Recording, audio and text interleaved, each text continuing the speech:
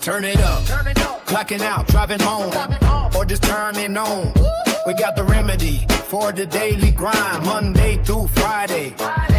3:30 to 5:30 EST. Get ready for the shift. It's the Taz effect. It's the Taz effect. Changing up your view, bringing news, history, and commentary to you.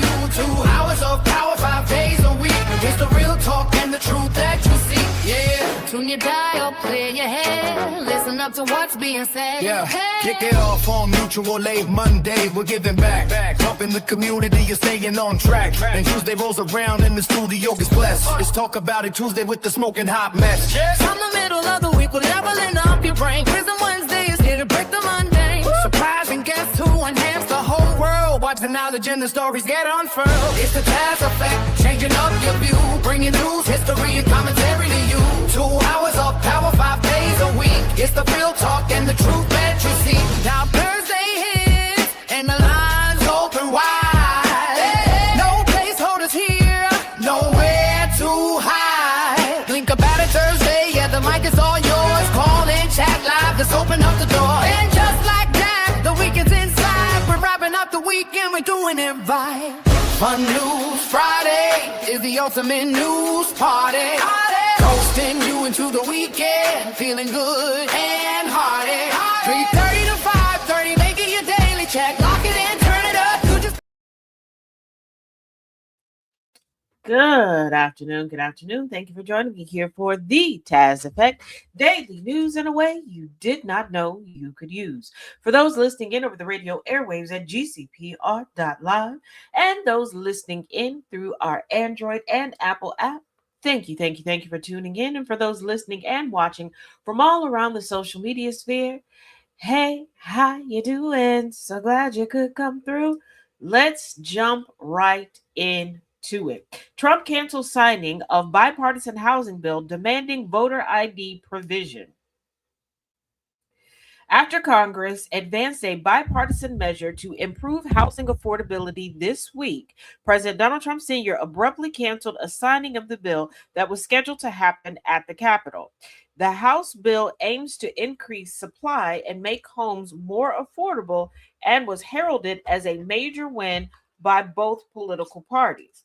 Trump Sr. said he would not sign the bill until Congress passed a controversial voter ID bill known as the Save America Act, which has stalled in the Senate.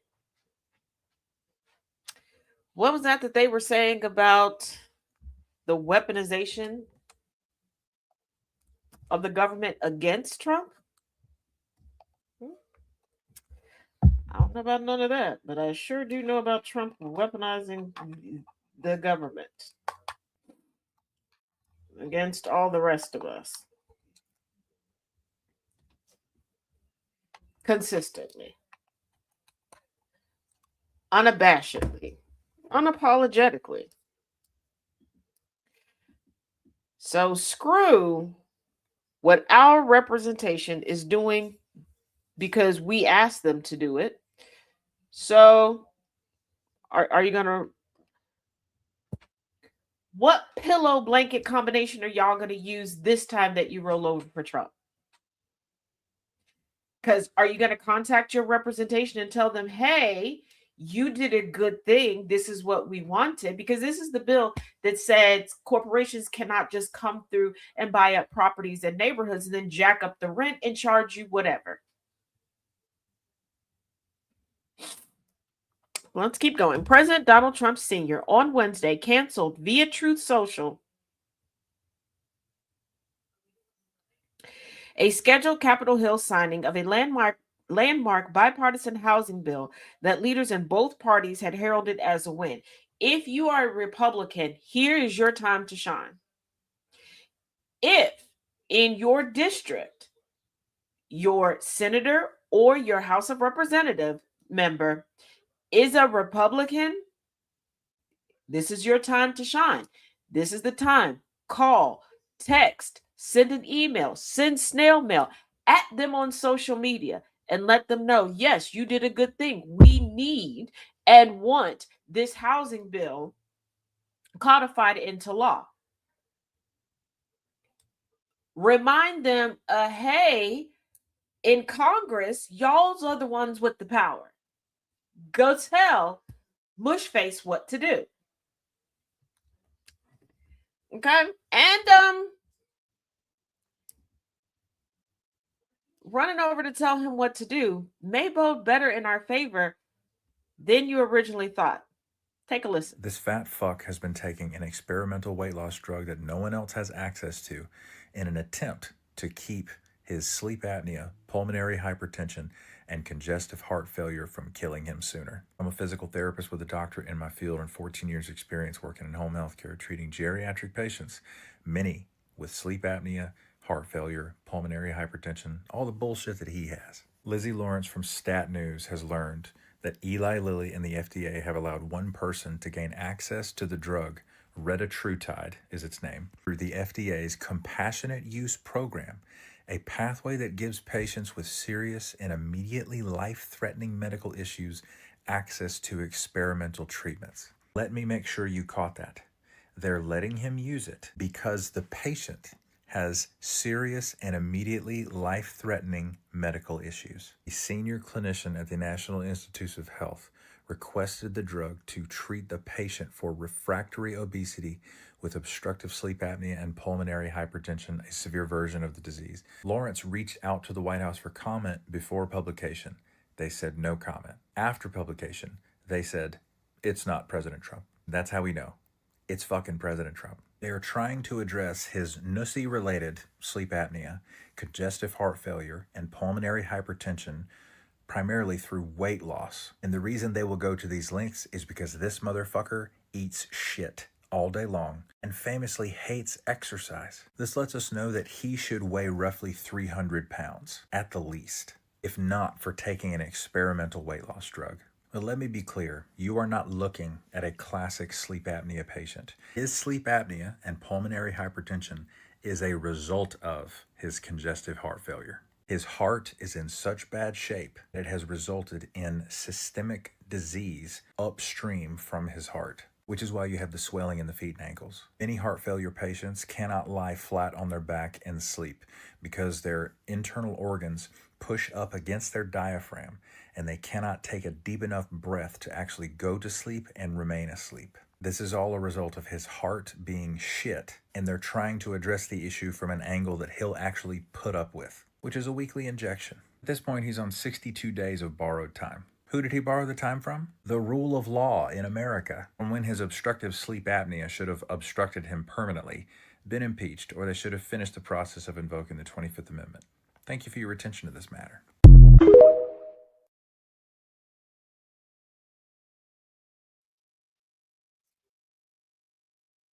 You can't get affordable medication. You can't get universal health care, but he can get an experimental weight loss drug to slow down the inevitable. I want you to think about this fact. If he were not an egomaniacal president right now, with his age and pre-existing conditions, he would not, no matter how much money he threw at it, be given an experimental drug, let alone for weight loss. But keep in mind, they're giving him a weight loss drug. Nothing that can be confirmed thus far. That can be confirmed thus far for what riddles his brain.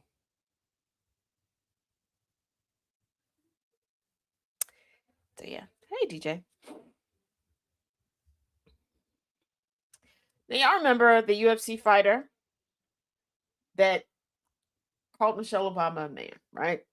There have been so many false narratives, aka lies, told to save face for Trump, save face for this fighter. There was a rumor going around, well, Michelle Obama's suing him. And then there was the AI video of him going, she's overreacting. Yeah.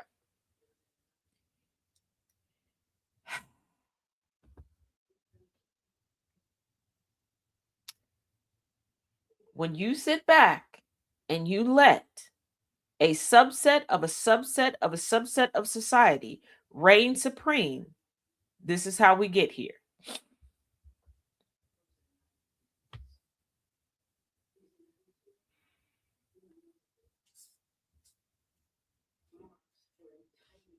Okay, Lily.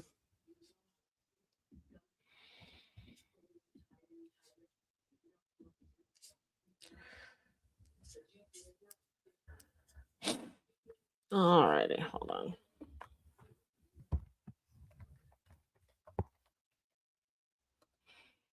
All right, UFC fighter Josh Hockett says calling Michelle Obama a man was meant to be a compliment.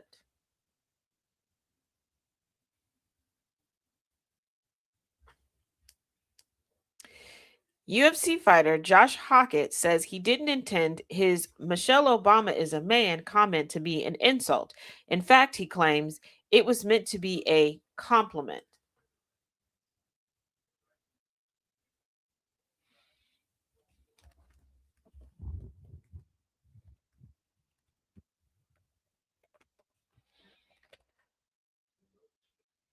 Now, I know why a white man would look at a black woman and believe that the public would believe that him calling her a man was a compliment. Do you know why?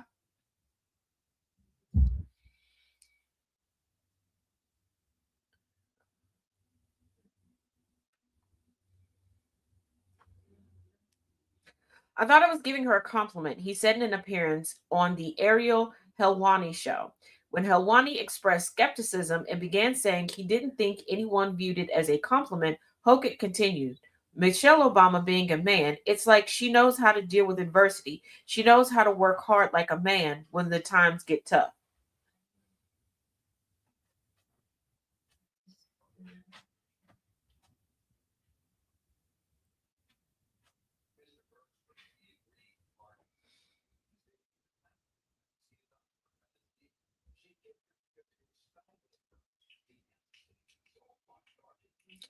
But if you call his mama or his grandmother a man,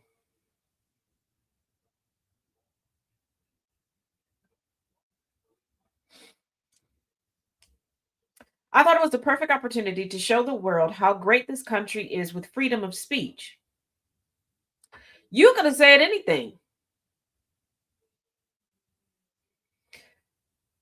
but to say what you said and then gift Trump,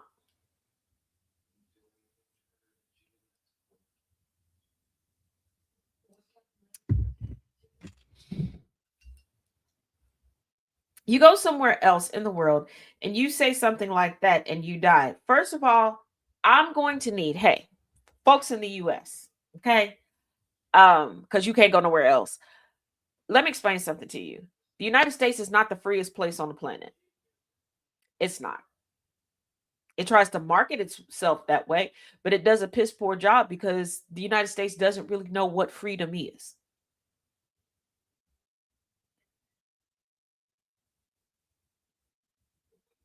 It knows how to control the aesthetic of enslavement. Let me repeat that for you. The United States knows how to control the aesthetic of enslavement.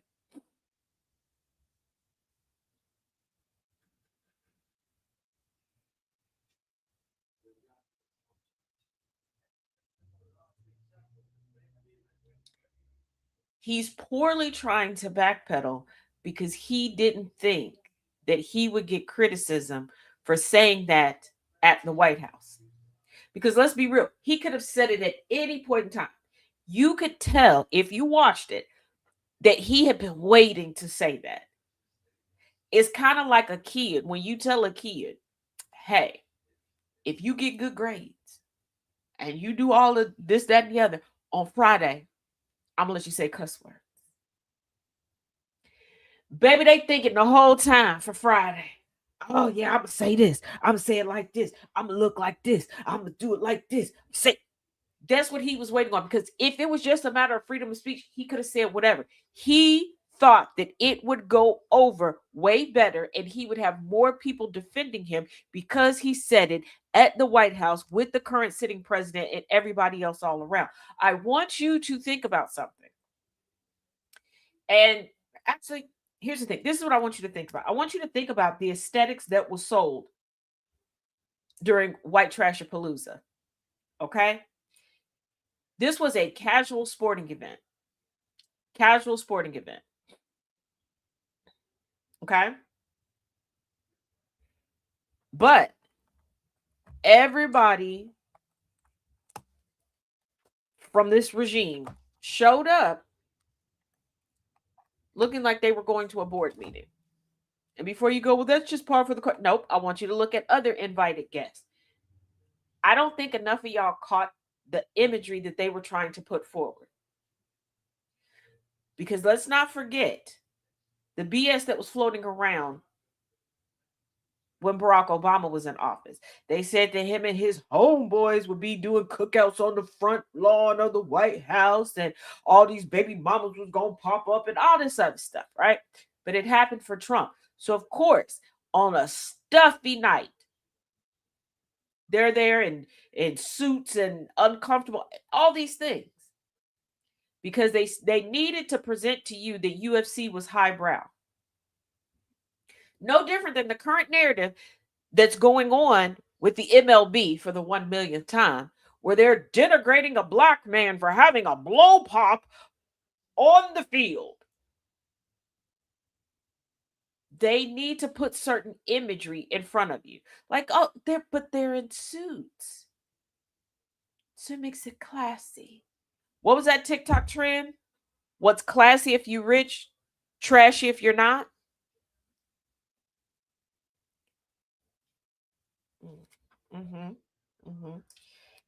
But y'all remember COVID? Y'all remember being put on punishment because of COVID? Non-wash day having folk that understood what cleaning products were before COVID? Raise your hand. Y'all remember being put on punishment? You ain't even do nothing wrong. Remember how Dr. Fauci was fighting tooth and nail? He was fighting for his life to save our lives. Hey, Nana J. You remember that? You remember that? I remember. Well, guess what? Dr. Fauci subpoenaed over COVID origins probe amid refusing to testify. During a time where this current regime is claiming that all of its participants in the current regime were subjected to the weaponization of the Biden administration, an elite redneck party. You got that right, twin. Dr. Anthony Fauci, former director of the National Institute of Allergy and Infectious Diseases, was subpoenaed by Kentucky Republican Senator Rand Paul.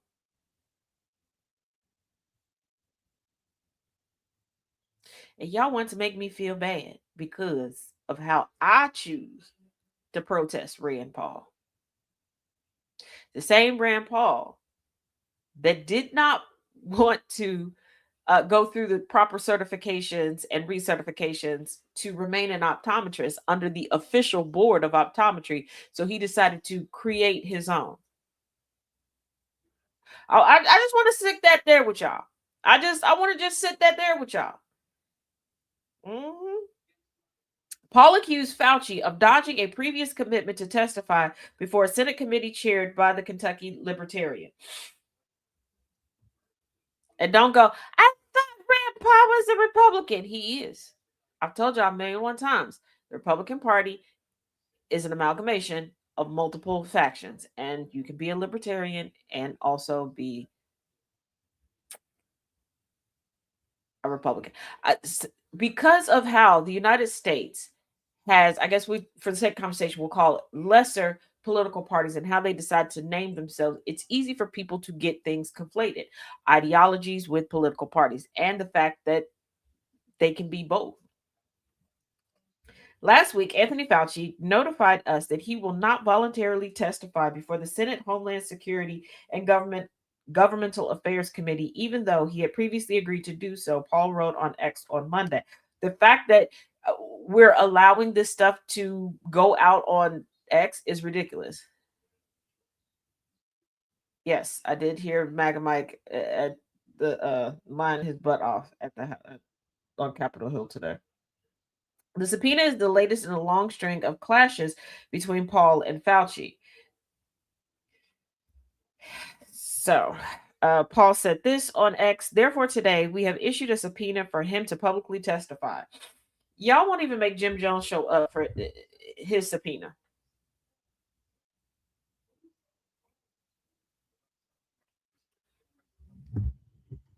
Fauci denied the accusations, but Paul believes the evidence shows otherwise and has pushed for an indictment of Fauci, alleging that he lied to Congress under oath. He's saying that according to Rand Paul, as far back as 2021, Paul accused Fauci in a Senate hearing of providing funding for a Chinese laboratory, which intelligence reports have revealed may have originated the COVID-19 pandemic. This is why I say, do not believe certain people when they're like, no, I'm not a Trumper, because they don't have to be a Trumper to be a racist. They don't have to be a Trumper to be a conspiracy theorist. And again, y'all keep looking at people and believing that because somebody gave birth, because somebody put a ring on somebody's finger who did give birth, because somebody was former law enforcement, because somebody served in the military, you just get in your head, oh yeah, that means that they're qualified. No, it doesn't. No, it doesn't. And I mean no disrespect to anybody in any of those categories. But sorry, not sorry. Pushing out a baby does not make you qualify for every position on the damn planet. Getting married does not make you qualify for every position on the planet. Being a member of law enforcement, serving in the military does not mean that you are qualified for every position. And I want y'all to really think about the military aspect, because you're not even going for electing generals, first sergeants, major sergeants. No. Somebody can just say, yeah, I had some rough days. And in 3 months, I wore the uniform, and you're like, yup, they're qualified. Yep. Let's make them insert political position here, and then you turn around and wonder why shit is going to pot. The vast majority of people in the military took orders. They didn't create the orders. They weren't a part of the strategic planning.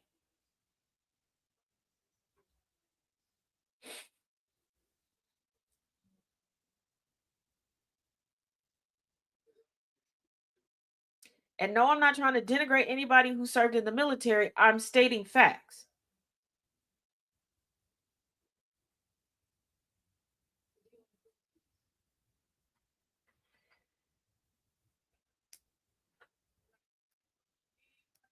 This predicament that we're in right now has been a long time in the making, and it's because you idolize weird shit.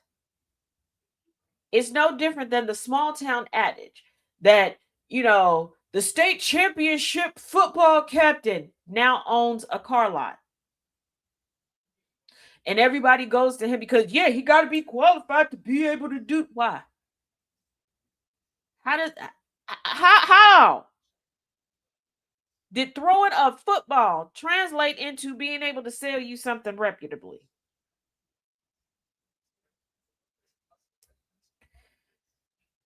Child, I guess.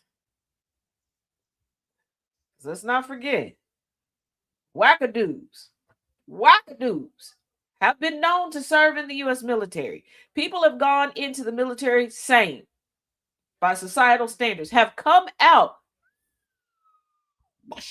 in the brain. And again, not denigrating anybody. I have a family member that for quite a while, when going to see their therapist, they had to go at a certain time after the therapist receptionist left because they had that severe of a break with reality after everything that they endured in the military. You should not vote for them to count the paper plates at the next cookout, honey.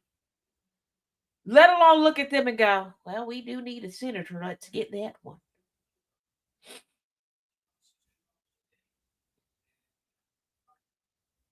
And speaking of military, former military, that's a little cuckoo-cuckoo.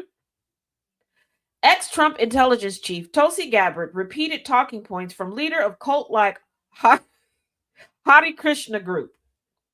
The toenail clippings eating cult that she's a part of. I wish I was joking about that, but I'm not.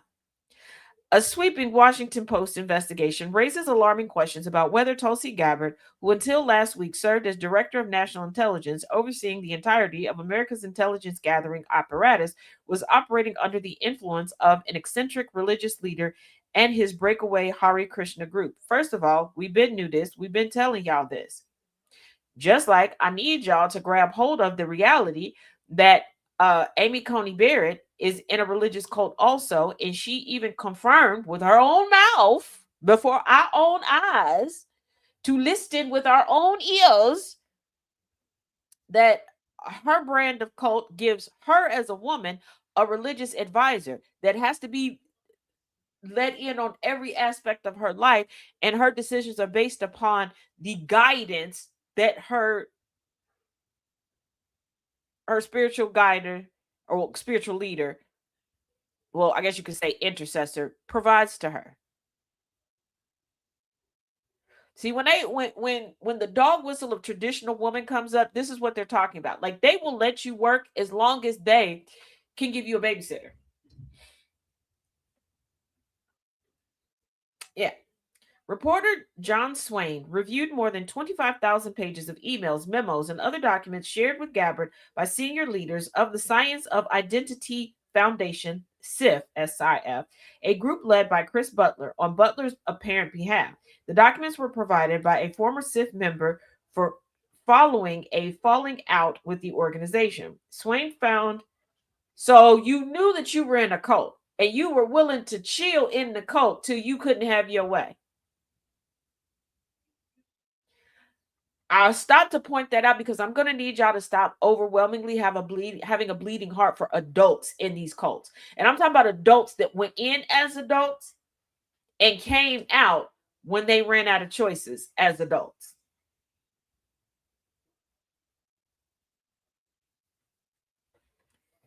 Swain found what he described as unmistakable parallels between directives issued by the group and Gabbard's political decisions, including the specific language she used in national media appearances and the legislation she introduced in the House. The implication is not subtle that the secretive religious organization with an eccentric, demanding leader may have had a direct hand in shaping the public positions and official actions of the woman responsible for coordinating U.S. intelligence. And here's the thing. She was being guided by an overzealous cult leader. There are people who said and did way worse that were not.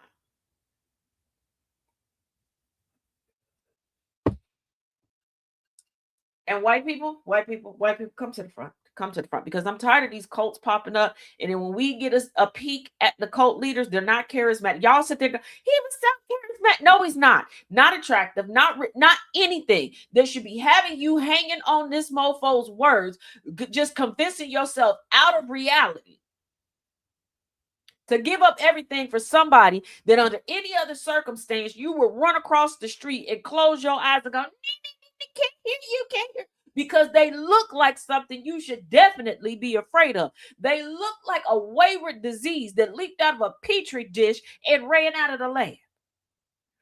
But you find yourself in these situations because you refuse to learn what community is and how to build it. Y'all have culturally appropriated everything but the positive stuff in society. Y'all done came in, took notes on remix after you done stole everything else but what makes society good.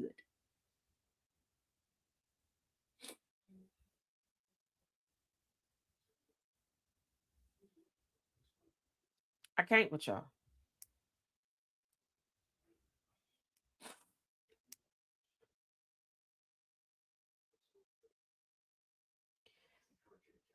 Now,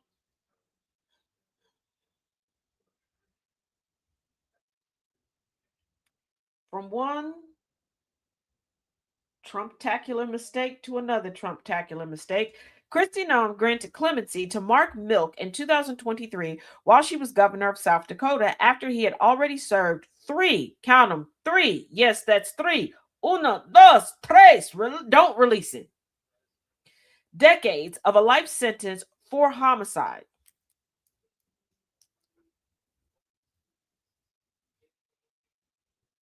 And before you go, but Taj, you tell us all the time that, people are let go and getting clemency because they're found to be not guilty, that it was a rigged trial to begin with.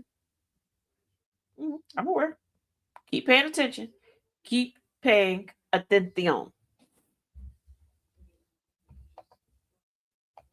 Worse than Paula White, DJ. Way worse than Paula White.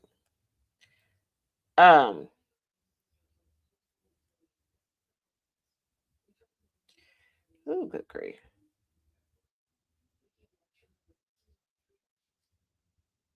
Shucks. Sorry, trying to put something in the chat. Okay, I guess it doesn't want to go. Now Milk has been charged in connection with the death of his 14-year-old niece, McKenna Wendell, who was missing for 5 days before her body was found near a creek in South Dakota.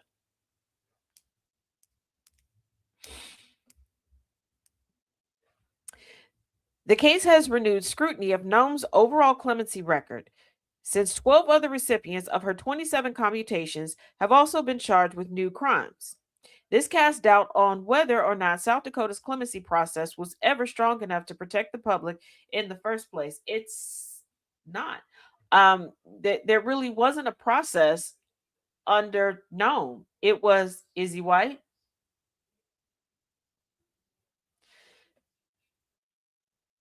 Who in his family donated to my campaign? Pretty much the same thing that Trump goes by.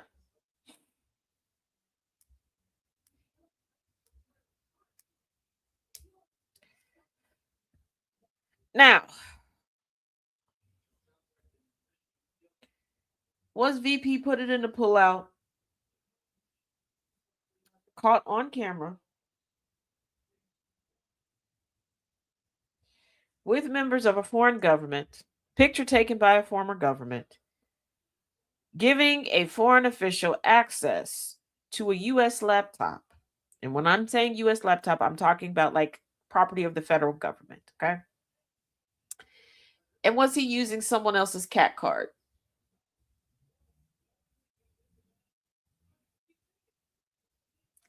The jambalaya of what not to do is what happened.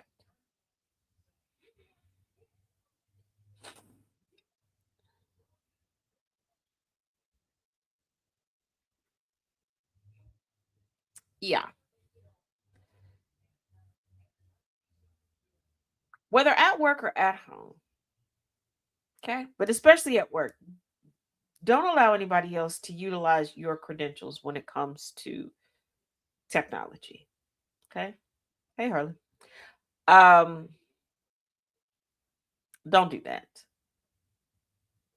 Also, like I have a rule. Like when I'm working like on my computer type, I don't allow anyone to videotape me, take pictures. I had someone get upset with me. We were meeting at a place and they came a bit early and they wanted to keep walking behind me when I told them I was finishing something up for another client. And I was like, nope. The same amount of privacy and discretion that I promise you and I put into a contract with you, I give to everybody else. Just because you're now paying me for a service does not mean you get to come back and be all up in somebody else's literal business. But I'm going to take pictures if I want to. I guess you don't value your kneecaps or your arm connectors. Take the pictures if you take. Go ahead if you want to.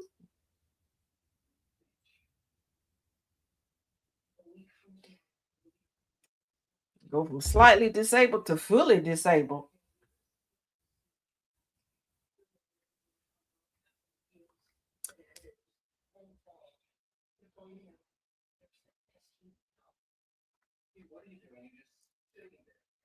Tucker Carlson reveals which Democrat Trump Sr. believes can win in 2028. Any of them. But I'm pretty sure we all know the Democrat that Trump currently fears. Conservative commentator Tucker Carlson has claimed there is one Democrat that President Donald Trump Sr. is very convinced will succeed him in 2028. California Governor Gavin Newsom is the one opposition figure that the president privately believes can win the White House, according to the supporter turned critic. Here's the thing. Trump has no more elections to run for. He takes everything personally because he takes it as a personal attack on him, because he runs out of personal duty, personal due diligence, personal to avoid personal accountability. But baby, you're not a king. We were supposed to sit with our backs to the wall. Yep.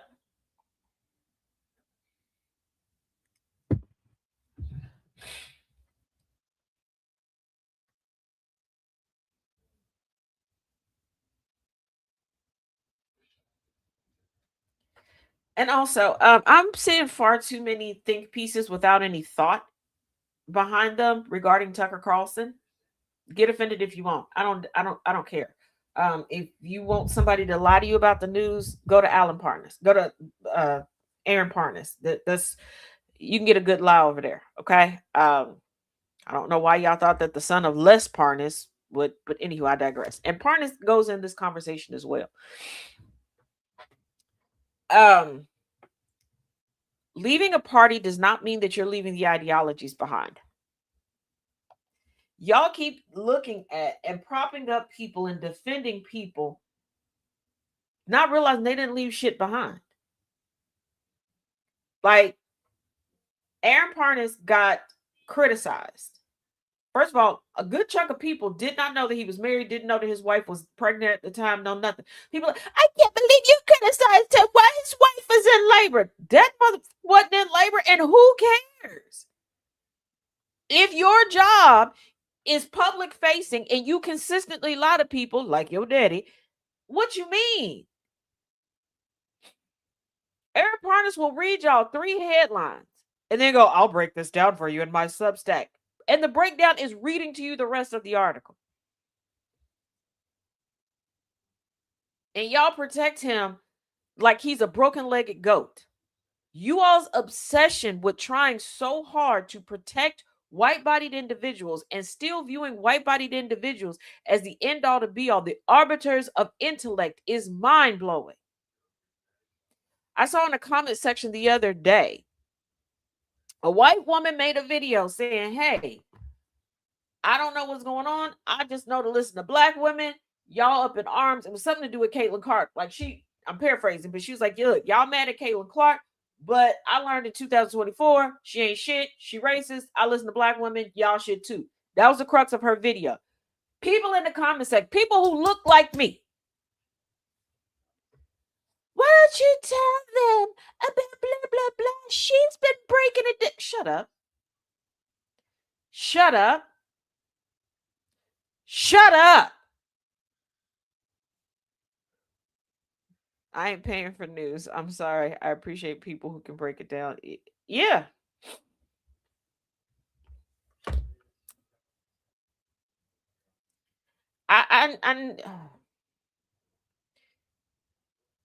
Jane is a capitalist. Okay, I don't know how many times we got to show y'all footage of her being quote unquote busted saying the N-word and letting her freak flag fly. Plus, I don't know if I want to learn about Native American culture, I go to Native Americans. I do not know why y'all always white-bodied individual when we ain't talking about white people. Huh? I've never had open heart surgery. Why would you come to me and ask about the recovery time, tricks of the trade, and how to get through it? Why? And you wouldn't listen to me if I decided to make my social media persona giving you advice about stuff you know unequivocally. I ain't about that life. But you do it day after day after day when it comes to white folks, to the point where we have social media accounts now admitting that James Challarico has a piss poor campaign and he needs everybody else to run the campaign and stomp the ground for his campaign for him. Y'all want so badly for everything to be white man faced, white man centered. And it does not matter if you're left-leaning, right-leaning, or standing straight up in the middle. You need to reconcile with your unabashed desire to have every spokesperson be a white man. Y'all sit here every day online talking about how white men ain't qualified for this, white men ain't qualified for that, white men ain't shit, white men, blah, blah, blah, blah. And then you turn around and will convince everybody to stand behind a white man and then get pissy when we don't want to show up to do the work that you hired that white man to do. If I come to your place of employment where you're hiring, I tell you I'm not qualified to do nothing in that building. Okay?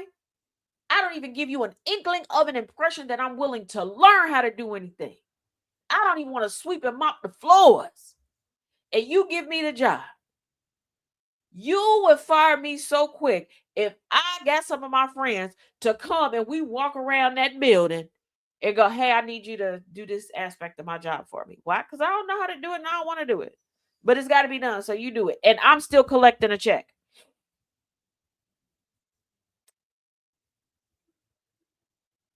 No different than you refuse to hire Kamala Harris and they got the audacity to turn around. Where's Kamala? Where's Kamala? Where's Kamala? Where's Kamala? Where's Kamala?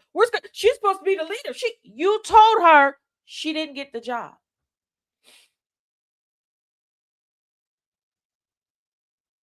Progressive, not progressive, independent, Democrat, temperance, Pink Party, Green Party, Libertarian, GOP. Y'all told her she wasn't a leader of nothing. You didn't want her to lead nothing. Okay, you didn't even want her to lead a hose over to the car you was trying to wash in the driveway. What you mean? You keep doing it over and over and over and over and over again. You're getting upset that black women aren't like you. You're getting upset because black women, and I'm talking about black women specifically right now. We'll get to black men later on in the show. That black women understand consent.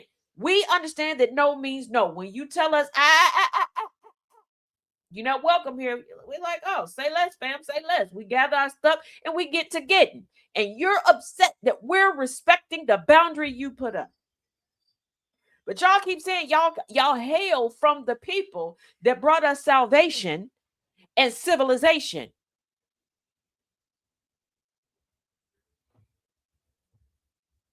Then why are you calling upon us right now? Why are you so out of ideas?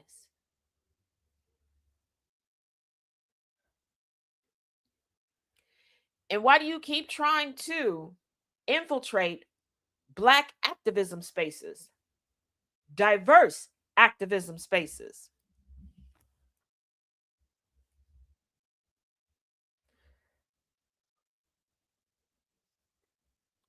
Like, we're not going to take offense because you tell us no. Okay. Just like recently, Jasmine Crockett came out and put out a video and she said, hey, why are y'all asking me to do this, that, and the other?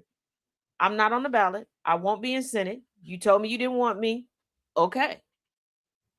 I'm going back to do my regular schmegular 9 to 5. Cool. You never realize how much you need someone until they're gone. Absolutely. Absolutely. No. Here we go. Trump's DOJ is now arguing in court that Elon Musk's AI company should be allowed to pollute majority black neighborhoods without having the required permits. The DOJ filed a motion in a Mississippi federal court asking a judge to dismiss a Clean Air Act lawsuit against Elon Musk's company xAI. The case comes from an April 2026 lawsuit brought by the NAACP and environmental groups, which alleges xAI is illegally operating dozens of unpermitted methane gas turbines to power its AI data center hub. These turbines emit toxic smog-forming pollutants, including nitrogen oxides and formaldehyde, into surrounding majority black neighborhoods that already suffer from high pollution levels. Local residents have also filed additional separate lawsuits citing inescapable noise from the data center impacting their health and property values. But Trump's DOJ intervened in the case with an aggressive and highly unusual motion to dismiss, advancing two main arguments. They say halting the turbines threatens American national security and economic interests, stating that xAI's technology, including Grok,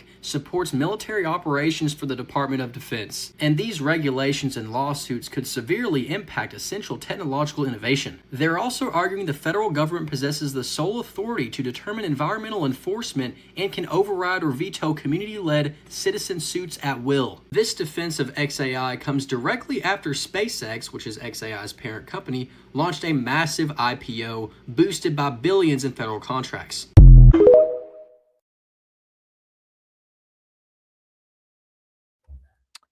Also, just so you know, Elon Musk has already lost his status as a trillionaire because, once again, he's not liquid rich, he's stock rich. Okay. And for those out here bootlicking for Elon Musk, if you just work harder, if that adage of just work harder was true, everybody listening and watching right now would be a millionaire. Okay. Everybody would be. Number one. Number two, let us not forget that Elon Musk sued his way into every position that he's been in. He has no creativity. He has no education. Board members of one of the earlier companies that he bulldozed his way onto fabricated credentials for him. He lives like the ultimate welfare queen. Let's not forget that the quote unquote richest man on the planet was bragging like a little kid at their first ever sleepover when Trump let him stay at the White House. This man was so giddy that he had to let us know that he had Haagen-Dazs ice cream. Let that sink in. So those out there bootlicking Elon Musk, like, oh, he just living a dream.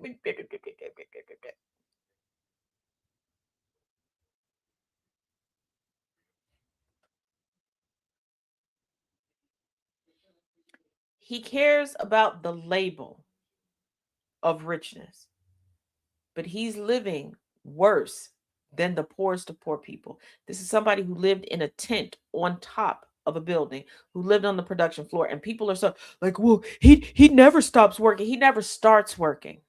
Hey, T, he never starts working. This man is so much the poster child of U.S. capitalism that his children have come out to expose him and say that even when it comes down to gaming, he's gotten his kids to do it for him. Yeah. Hey, bro.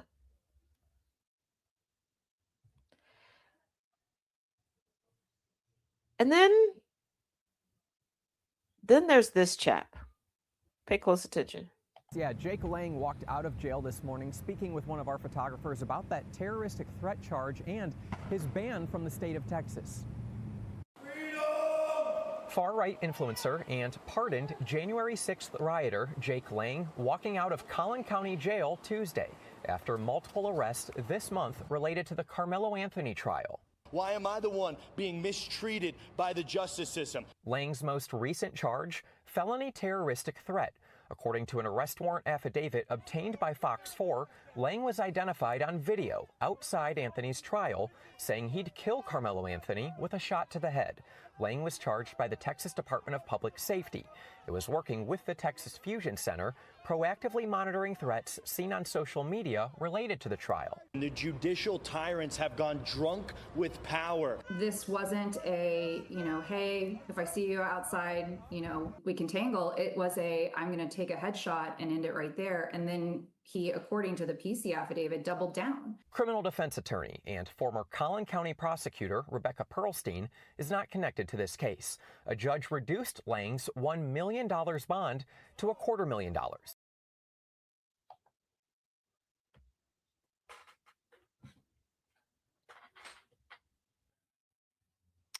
I want y'all to forever remember something.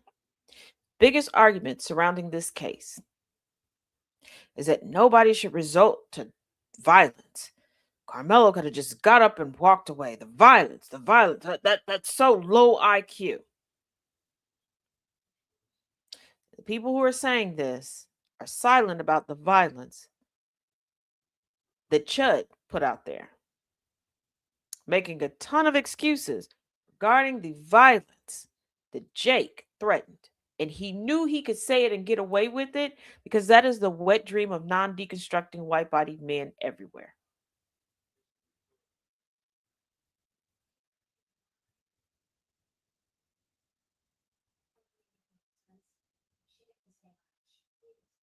I want you to think about, okay? I want you to think about. Jake Lang knew what the verdict was when he said what he was going to say. And I know some people are going to be like, no, he said that before the verdict was read. Use your critical thinking skills, okay? Let the smarticle particles work. Let your fingers rest for a minute. Let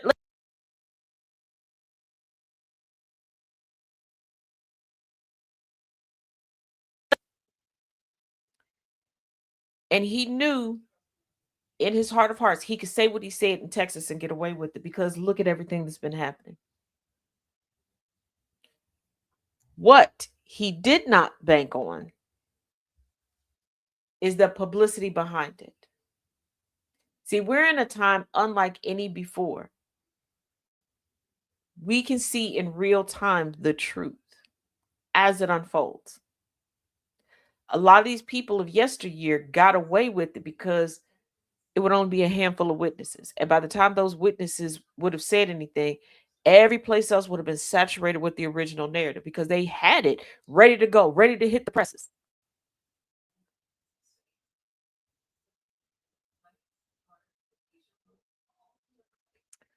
So yeah, keep that in mind.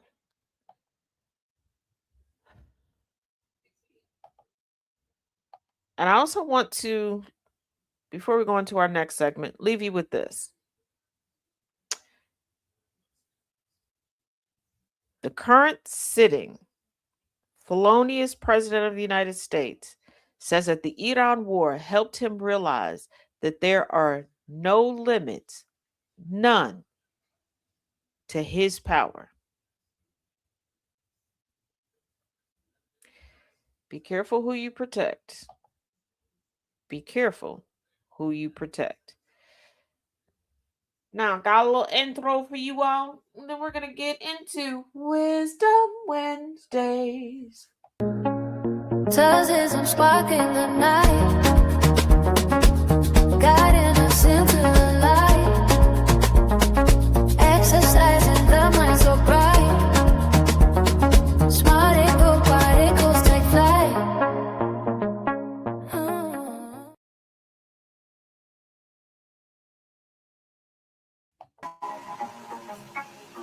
And with that, I welcome back the man with the education, the man with the juice, the man with the personality.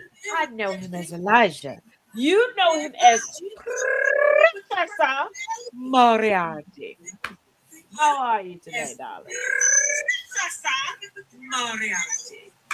How are you today, darling? I'm good, thanks.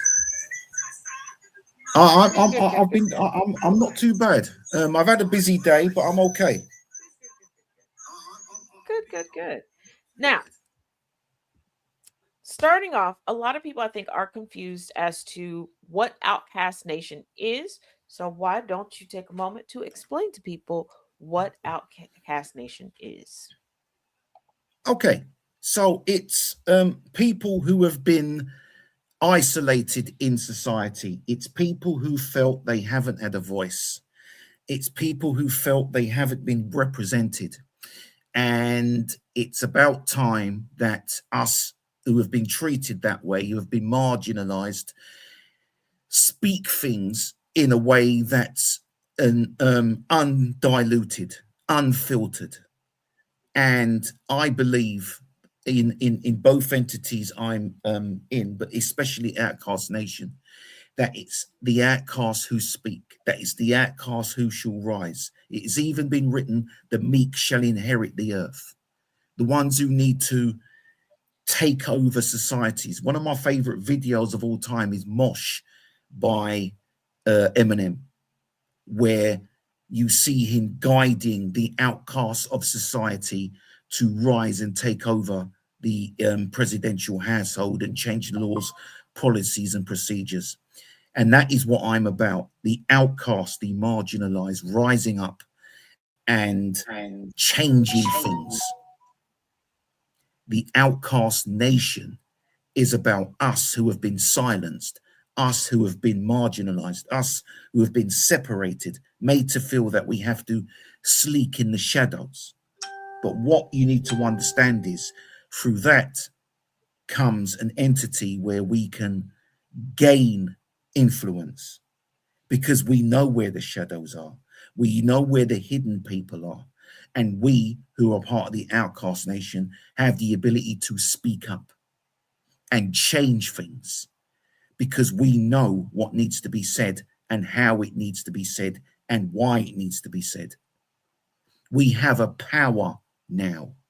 People are scared of the marginalized speaking up and changing things.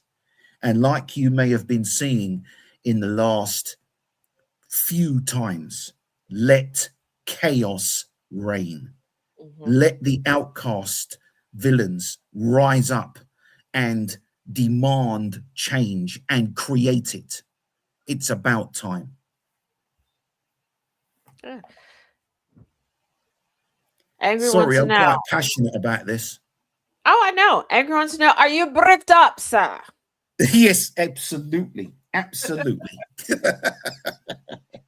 Now, I love the let chaos reign and the fact that we should go out and we should get it and we should take things back because let's face it, colonizers, that's what they did. They saw, they wanted, they went, and they took. It is okay to take back. If somebody were to come up and try to take your wallet, of course you can go and take it back. What is your advice for the people who may be still a little hesitant, a little timid to do so? I would say, and I use this in therapeutic one-to-ones and group conversations, there is a shadow voice inside you that is waiting to speak out. There is a shadow voice inside you that is making you aware of how he or she or they feel. There's a shadow voice inside you that knows what needs to be said and how it needs to be said and why it needs to be said. Listen to it, hear it, recognize it, be in partnership with it, own it, and let that be your voice as to what needs to be done. Let that be your voice as to how it should be done. Now, I'm not saying go out and loot and pillage and all them kind of things there, by the way. Use what is around you. Create community organizations, community images.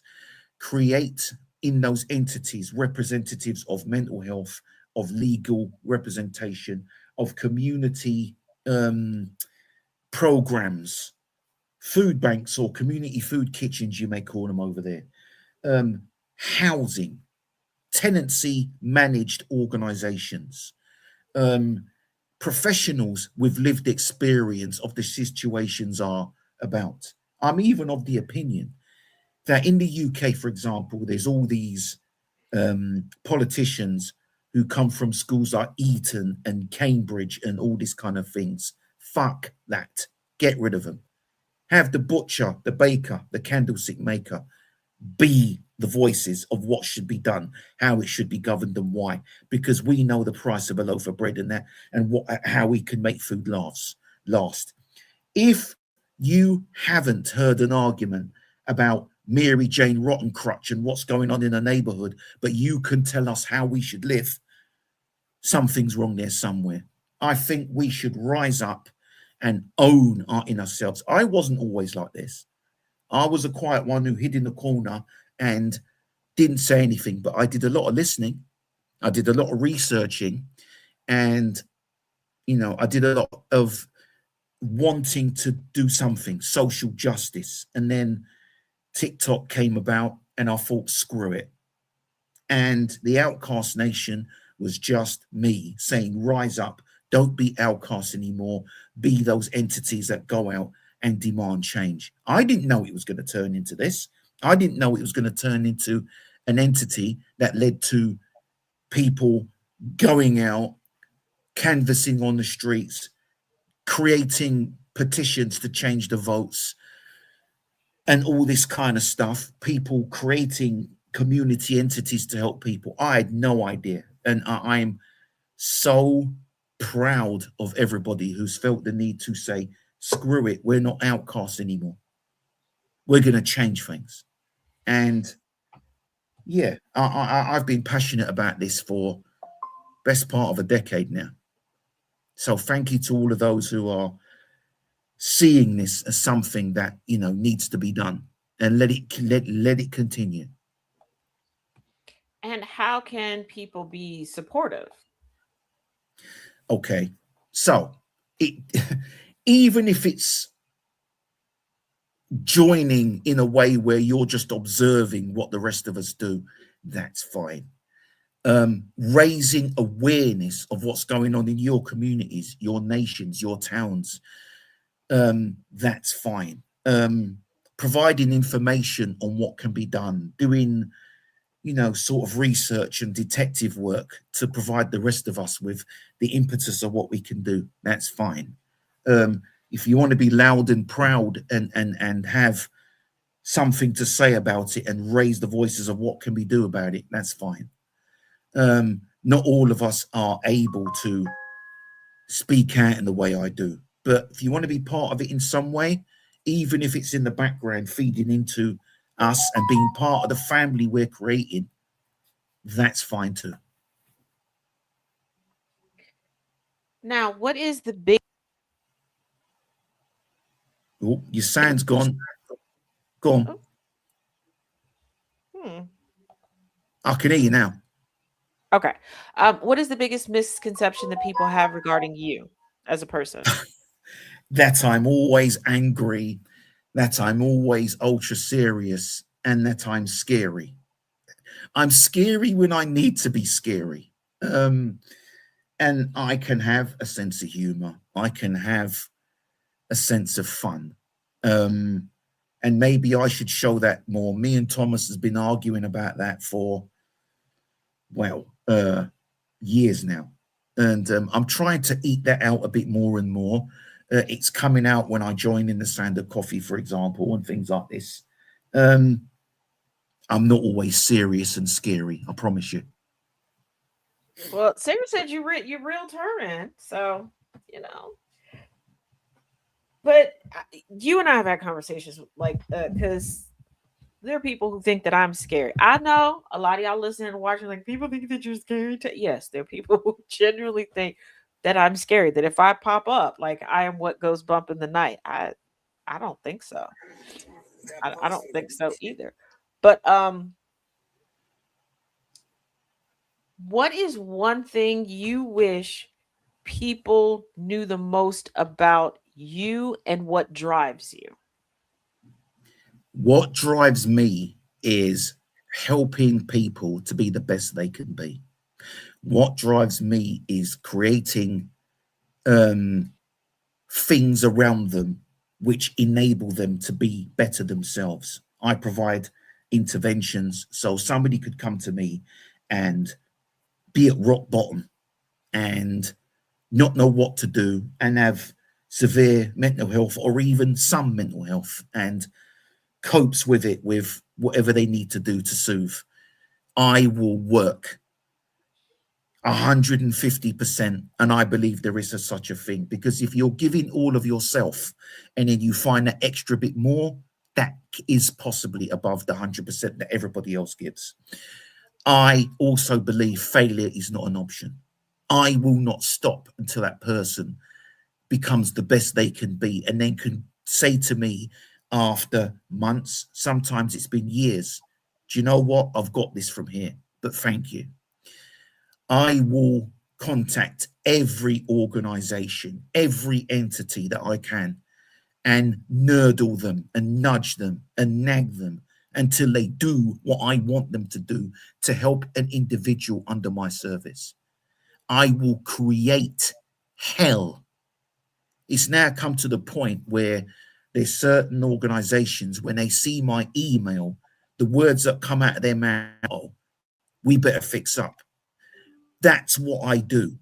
So I am very passionate about helping the marginalized. It's not just something I say on here, it's something I do. I do outreach. I go out in the open. I find people who are street homeless. I find people, some of which there's women and men being used to do sex work. There's women and men being trapped in trap houses, or what Thomas may call $10 houses. I know the real thing. And you see sights that make you so sad, how people could be forced to live that way, and governments and local government levels are doing nothing about it. And something else I have to do is prove they're vulnerable. So gather information from their family doctors, GPs, gather information from any entities that provide them with health and care, harvest that information, and then attack, metaphorically, those entities that can provide them with housing, with financial support, and things like this.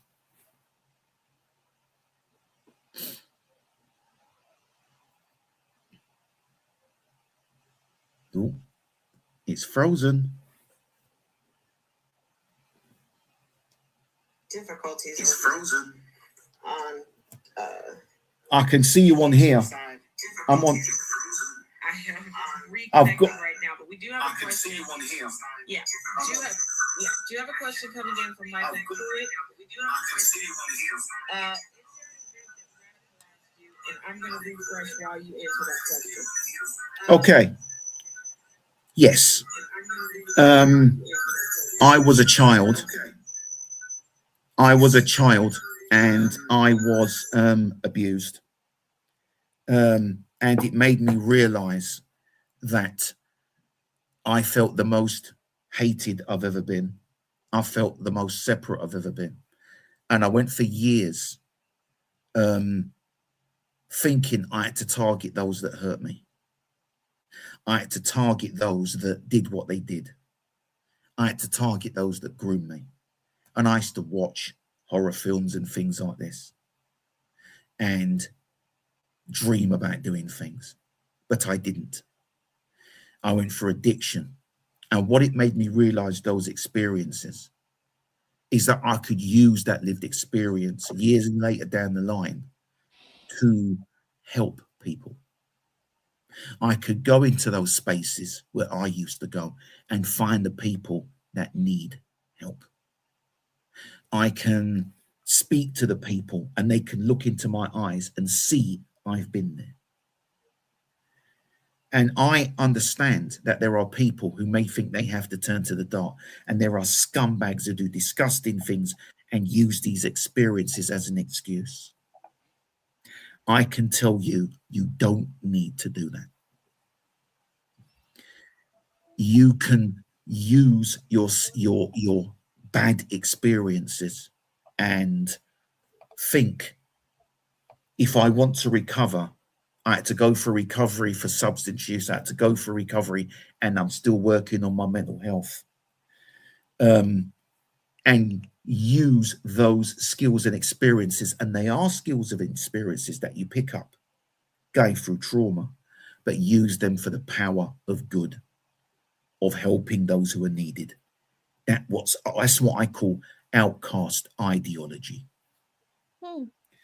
Do you like that? That's what outcast ideology is about, using those skills and experiences, but for the greater good rather than bad. Now, we do have another question. This one's coming from Nana J. What is the biggest thing you deal with that we as a group can help you with? Recognizing that there's a lot of trauma out there. There are a lot of people out there who are traumatized, who are afraid to speak up. There are a lot of people out there who are traumatized, who don't realize there's help out there available. There are a lot of people out there who want to reach out, but don't know how to. I want us to create entities, organizations, communities where we can say, we're here for you. There's people that can help you, and do the work with them.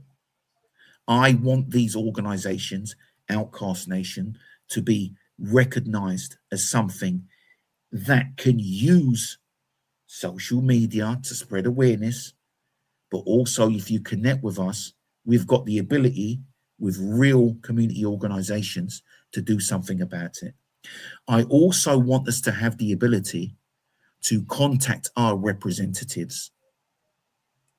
And we all know how we can find out who they are. If you don't, we can research them for you. Town, location, whatever. We've got researchers.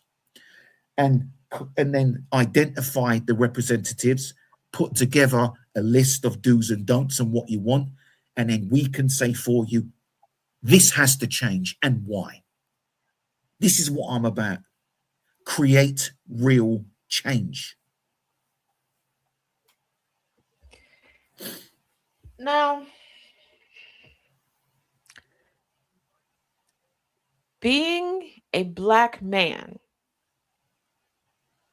in the climate that is global right now, how are you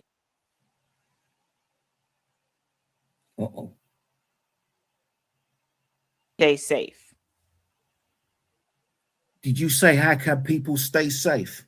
How do you, as a Black man in the current climate globally, stay safe? I don't care. I walk around with my beads, my anks, my hat, my waistcoat, my suit, and I'm bold and brass, and I go up to people and I am what I am. Safety is something I don't think about. Maybe that's something I've developed because of what I've been through. Fear of danger is something that doesn't exist for me anymore.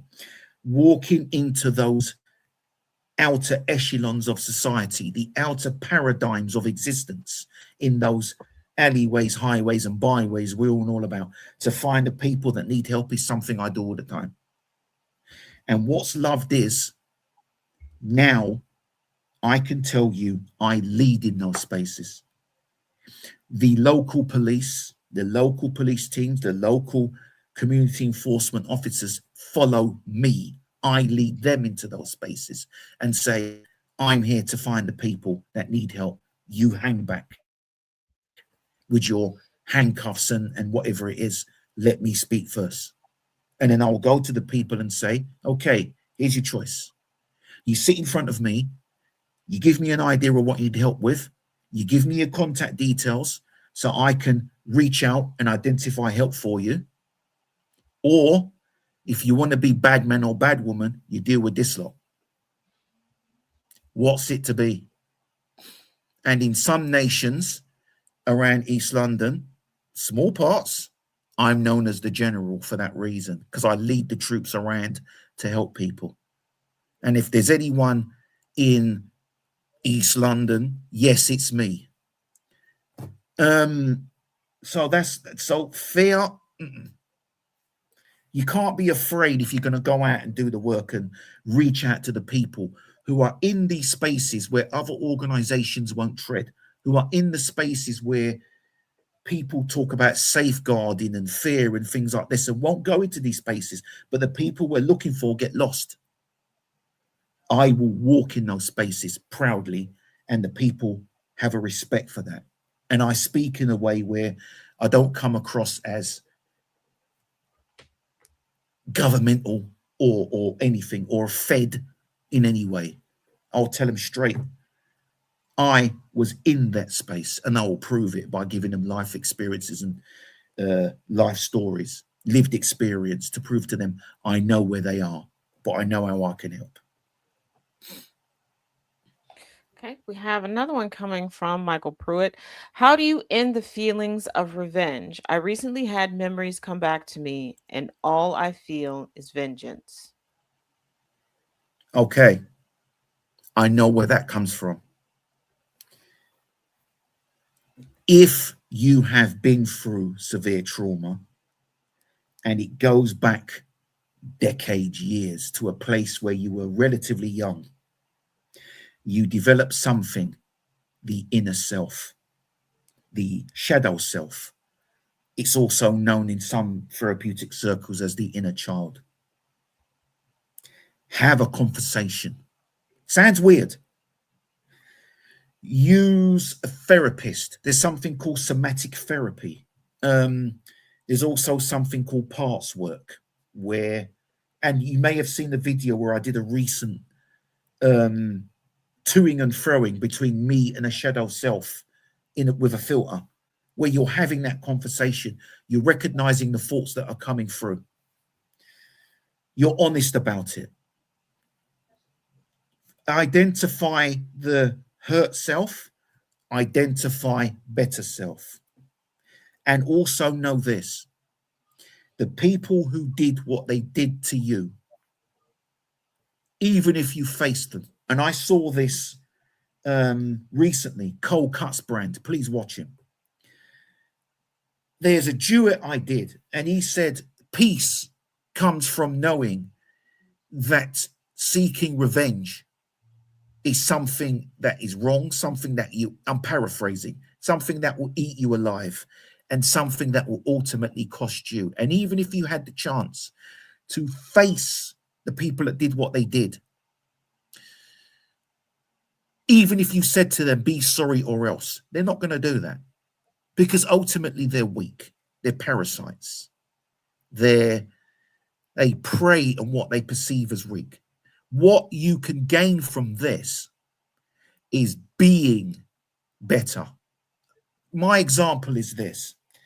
I come from being low and being a street urchin and taking drugs and doing all sorts of nasty things to keep up that lifestyle, to now being a lead in my field of health and social care, being someone who's identified being a trainee therapist, somebody who has motivational interviewing skills, somebody who was once chased by police is now leading police into spaces where they have to follow me to identify help. Look up Project Adder, and you in the UK, and you will see they are using community leaders for this process. Identifying hotspots where there's drug use and chaotic lifestyles, and using community leaders to enter those spaces while they hang back and we do our thing to try and create a difference, so that they don't have to be arrested and things like this necessarily, unless they've done something so bad. And then you can look these people in the eye and say, I beat you, and I didn't have to sell my soul to do so. That is your revenge. Very, very true, and very, very powerful. Now, when you take off the suit, you take off the hat, and you are kicking back and relaxing, what is your go-to? Is it music? Is it a movie? Is it a snack? What Music. brings Professor joy? It's music, definitely, first and foremost.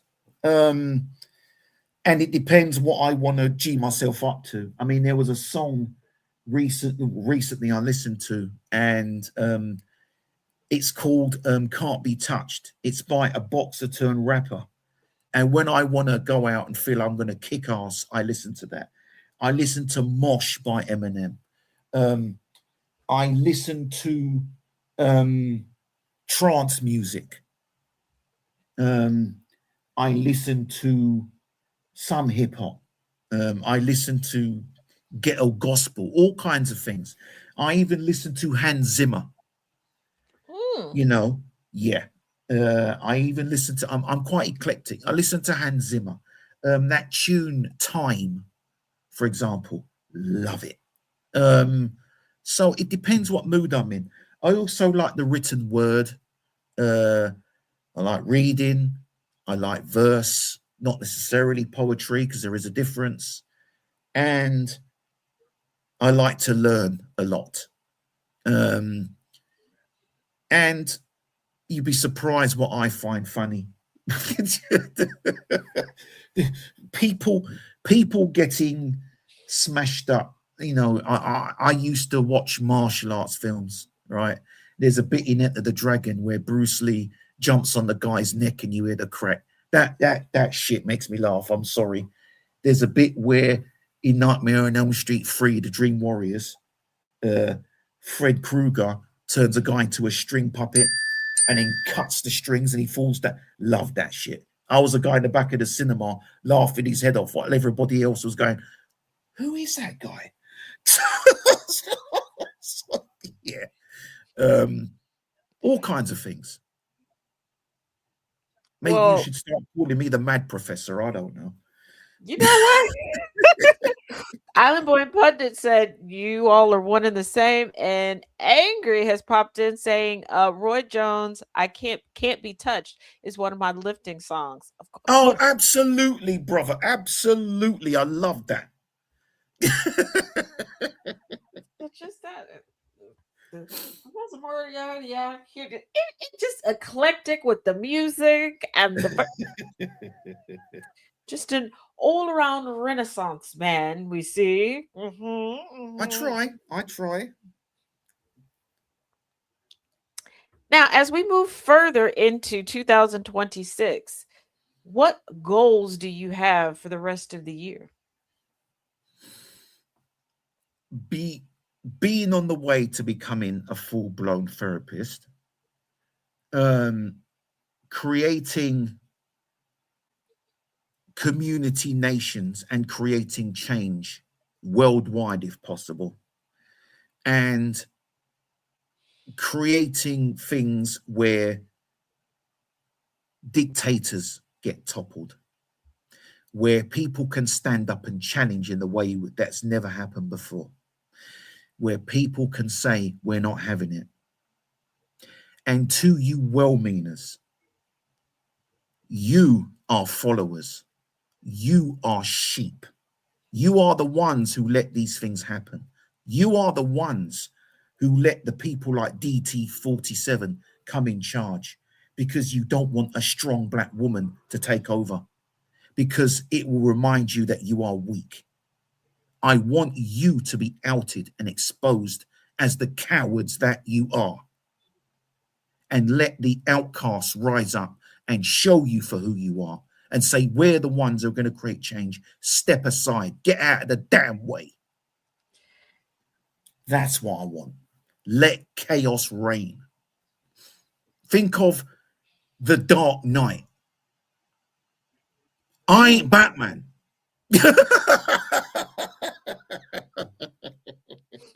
I'll give you that clue.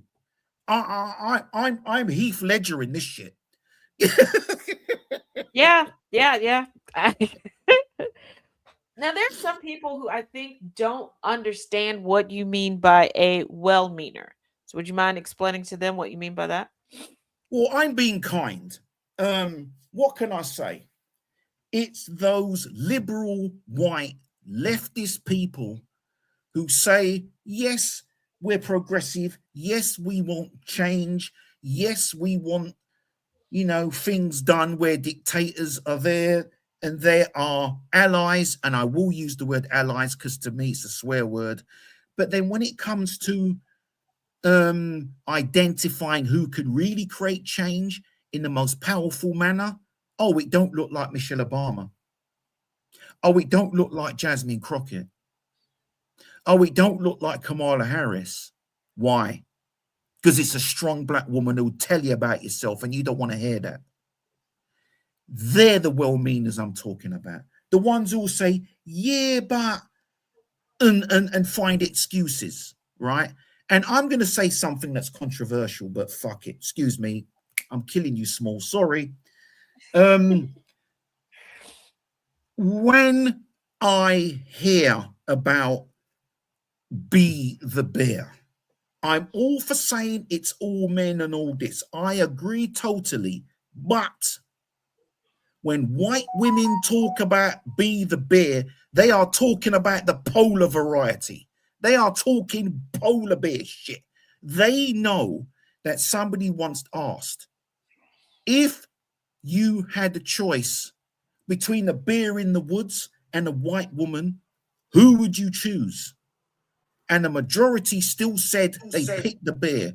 Why? Because you're the most dangerous entity in existence. You're the ones who let hear about black women being strange fruited, attacked, unalived, children being unalived, 1-year-old kids being shot in the back of a car, and you're the ones that will go, yeah, but, and still stick up for whiteness because that's your default position. The cognitive dissonance kicks into focus and it's protect the species first.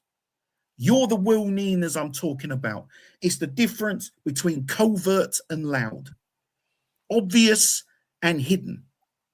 To me, there's no difference. To me, it's the same. And let's get this right. I am talking about whiteness, the social construct. If you identify as having that social construct, you're part of the problem. I'm not talking about the people who identify their communities, their cultures, their backgrounds, Italian, Welsh, Irish, whatever it is, fine. But you can be that and not identify with the social construct that is whiteness. If you identify as that, then you are saying we want to be protected by it. We want it still to be part of our existence and we don't want to lose it. Thank you very much. There was a game, Assassin's Creed, and there was a character called Haytham. This is going to blow your mind. IT nerd may know about this. And he said the biggest trick we ever played was doing nothing, because by doing nothing, we will always be on top because we don't have to do anything for that to be achieved. I ask you out there, research it. Haytham's speech. You will see it.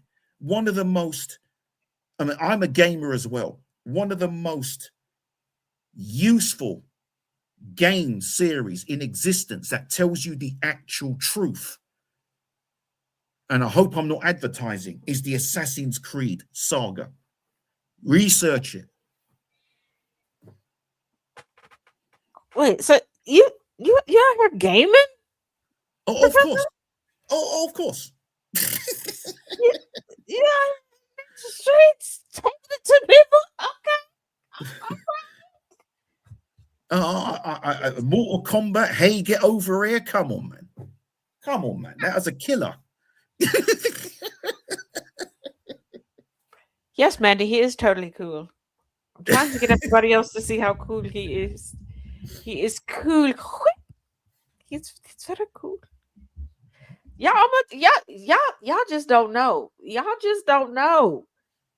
You gonna figure it out. We gonna get it out there. So wait a minute. You up here with Mortal Kombat? You out here talking about some finish him? Like, Yeah. wait, what? Okay, you know what? So we done learned that you like to cut a rug with the music. You're suave and debonair with no fear, and you out here gay? Okay. Matter of fact, hold on. Matter of fact, that was one of the games we talked about for Men's Mental Health Month for NPC chat. Yes, it was. That's why I kind of veered off for a second because I was like, wait a minute. I couldn't remember which show it was. But, okay. Now I told y'all we were going to have a 2-for-1. We got Mr. He jumped the gun. I was going to try to give him a nice entrance, but here we go. I don't do nice entrances. You already know that.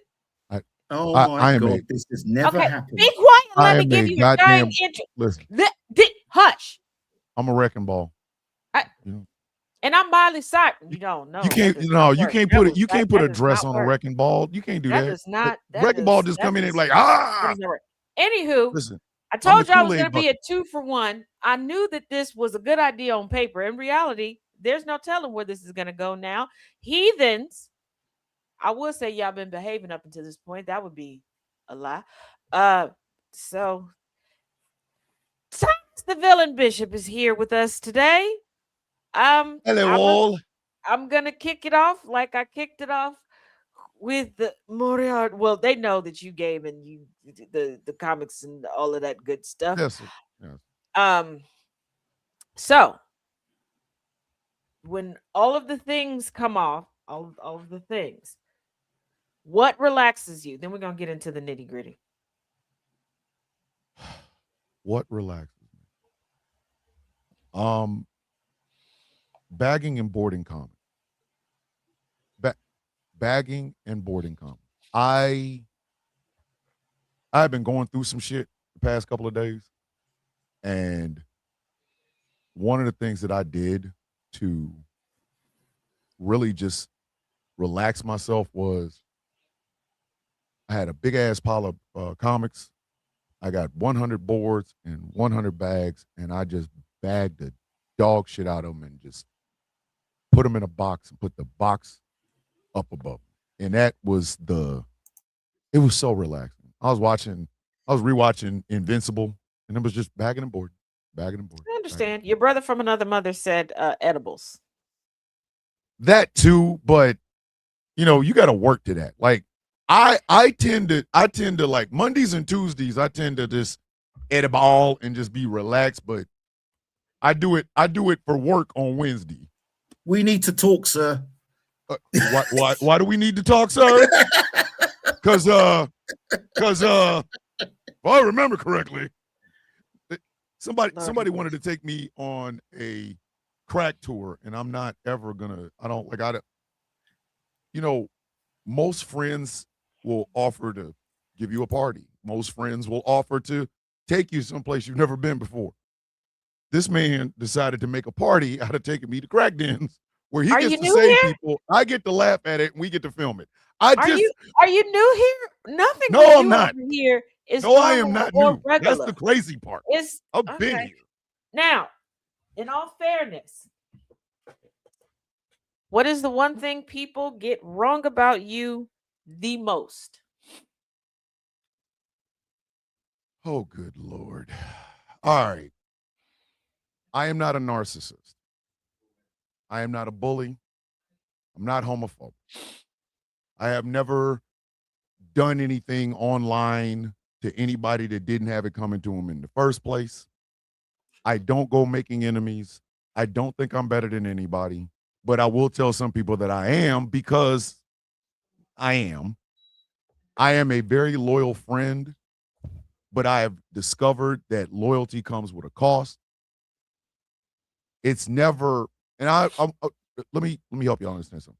I'm not infallible. I will make more mistakes. Than you could possibly imagine. And I'll be the first person to say, yo, I made that mistake. That was me. Ask these two, because they've witnessed it. But I am not nearly the piece of shit son of a bitch that most of y'all believe me to be. I don't bother nobody. I tend to be more of a happy-go-lucky, fun kind of person. But if you fuck with me, I'm going to do what my mother and father trained me to do, which is defend myself. So whether it's my little ass, my wife, our family, my old army buddies, friends I made from college, cousins, the guild, the nation, all of that. I don't fuck with anything that belongs to me. Just don't. There's the misconception. I don't go looking for fights, but I will handle them. I will verbally eviscerate the shit out of you, and if you get mad enough to drove up my house, it's gonna be trouble. There's the misconception. I don't know who this man is that everybody keeps describing, but I don't know that motherfucker. Like I don't. Who is this man? I'm a narcissistic bully who has to have my ass kissed all the time. I'm not a safe space, whatever the hell that shit means. The misconceptions start with 99 out of 100% of the shit that you've heard about me ain't true. And I'm also the kind of person that if I got a problem with you, I'm coming to you. I don't need to go through it. Ask these people. It's so funny that people say that you are a bully. But think about it. Have I ever asked any of y'all to fight anybody for me? First of all, it's funny when people say that you're a bully, because if I'm just saying, if anybody on this panel could be labeled a bully, and some people about to clutch their pearls, it would be me. It would It be would me. be the person hosting the show. Because full disclosure, have I had to yell at these two? And yes, my body is Yes. capable of yelling. Yes. Have I full on cuss people? Yeah, because I don't like when the family fights. I'm gonna let them, like, to a certain point, like, okay, they're gonna tire themselves out and they're gonna go take a nap. When they decide not to tire themselves out and go take a nap, then yeah, I go off. But I'm the one that's hey, yo, you got to go do this. Go do the, you know what? I'm taking all the stuff till you go do that. That's me. Listen, I'm the one that last does Thursday, that. she told me turn this shit off and go do something. Yeah, I did. She told me turn off. Thomas, you got Superplex party tonight. Get off this shit and go do something. And that's what I did. I also told him yesterday, don't shoot. I swear for God. I swear for God. I mean, soon as he clicked off, if you go and do this, we're going to have some But then, hold on. Full disclosure, okay? In true tastastic form, I will go up and then immediately go, but you're fabulous. She did call me fabulous. I do. I don't know where this misconception came from.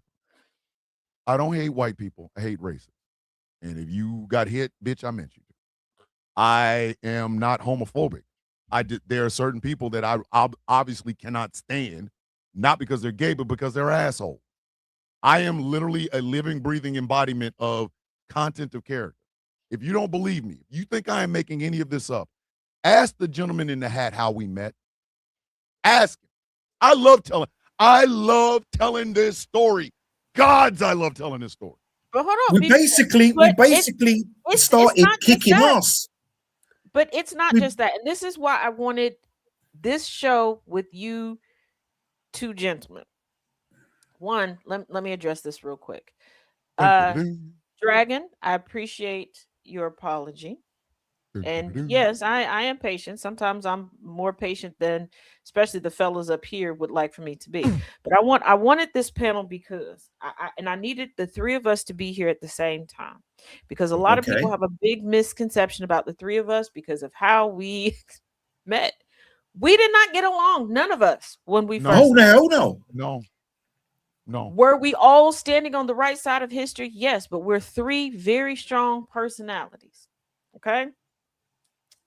And for me, coming off of being vilified for one, being too soft but too hard all at the same time, and people wanting to silence me. Because look, if you decide you don't want to rock with me, you don't want to rock with me. But there's a reason why there was a concerted effort to follow me across the World Wide Web to try to take down all my accounts because people didn't want me to speak my truth regarding them.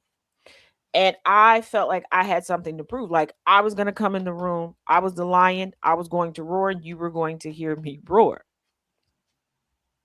And then I was like, girl, you're doing too much. This isn't you. But we did not all get along. And here we are. And a lot of people I liked Taz. I did like Taz. But I thought this woman cannot like her damn chest is going to blow out. Like I thought Taz carried a volcanic eruption in her chest. Like where everybody else got a heart, she got a volcano just bubbling and shit. I'm like, she's going to hurt herself. And I don't want to be there when it happens. But then I got to know her. I got to know her, and I think I've said this before. I've heard rumors about every person that has been in the guild, every person that's out of the guild. I've heard rumors about everybody, and I never believed them. I just didn't. I learned my lesson with E. I did. I learned my lesson with E because we didn't get along. No, I still got the fucking videos. That's how crazy this shit is. Our first interactions, I was just looking at my shit yesterday. I said, yo, I still have these fucking things. This how far back this goes. I tried to grow a mustache and a beard at the same time. Yeah. And here's the thing. Like when I first came across the good professor, I was like, does he think I'm stupid? He got to think I'm stupid. And it's and I was very, very sensitive at the time. I admit I was very sensitive. He wasn't. He was agreeing with me. Okay. But perception is a mofo. Perception is a mofo. We looked at each other's strength as aggression. I think we can all agree with that. Oh, Yes. yeah. Then with Thomas, Absolutely. I was like, this mofo don't like me. And then I found out he thought that I didn't like him until, and I don't know if Thomas remembers this. There was a man who tried to hide his face and wanted to terrorize specifically women online. And I came across him during a bout of horrific insomnia. And I needed to hyper focus because when I get insomnia, I have to hyper focus on something to the point where I overthink, where I just passed out. And I was pissed. And I was like, not only is this man coming after women, but he's coming after Black women. And I forget what this man said to me. But that was like my, you know what? Not only am I going to have a I got you bitch moment, people are going to know that I got you. Because usually if I do research on somebody, I don't just randomly do it, but I stay behind the scenes. Nobody knows that I found out who this person was. And I was like, this little, I love you, bro. I do. But this is what I said at the time. This little bald bastard gets on my nerves, but he got to handle this man to man. Because if I go after this man and he say something cross to me, I'm gonna turn into Indiana Jones and I'm not built for prison. But he ain't gonna go after. So I slid into his DMs, was like, here's the information. Yeah, and I used it. I do. It was at a low, but at that point. Yeah, we tend to give off. You got to look at it from the landscape that we've all been living in for over 10 years. Okay. It is hard to be on the right side of history now. It really the fuck is. And it just seems to get worse every day. Every day. It's just like, who told these dumb motherfuckers to talk? Who said, here, it's an open forum, dumbass, just bring it. Whatever you got, get in front of a microphone. We all want to hear it. Nobody knows where that came from. But my first introduction to the world via TikTok was, I'm tired of carrying these stupid motherfuckers with us. I am sick of it. And it just snowballed from there. But what I've learned is there are fans, there are friends, and then there are family. Most fans have no idea about me. They don't know who I am. They don't know anything about me. Probably because either they're not paying attention or they're dazzled by something. I don't know what the fuck it is. Then I have friends. These are people that know me, but they're not used to the person that I am. They're like, wow, you never said that before. No, because I had a government job. I really couldn't fucking say it. But then there's family. Mm-hmm. Over the past 6 years, almost 6 years, I think I've gathered family. Has it always been great? No. No, it hasn't. When you get grown adults do grown adult shit. And sometimes that shit comes back and shatters your faith in the shit. But for the most part, I think I picked well. I do. Oh yeah, and Thomas, Elijah, and I have a lot more in common than you all know. I always joke with people that Elijah is the light-skinned version of Thomas, and I am Thomas with hair on my head, not on my face. I am outwardly and publicly more sensitive showing than the two of them, but all three of us are very sensitive in our own ways and we have our own triggers. But the biggest thing is all of us have had our lemony snicket moments throughout the past couple years. And for me, oh my goodness, like everything was happening so publicly, and I was like, I do journal. How does this keep making it? Like how I got into the guild, the person who sponsored and recommended me into the guild got to the finish line, and it was like dun dun dun dun, ultimate scandal. I was like, you gotta kidding me. I was like, what? And this wasn't just like somebody who recommended me. This was somebody I was friends with. This was somebody dating a very good friend of mine. Like when I tell you the degrees of separation was just a circle, okay? It It was was not a a Venn circle. diagram. It wasn't even I was just in the there middle wasn't of no it. degrees.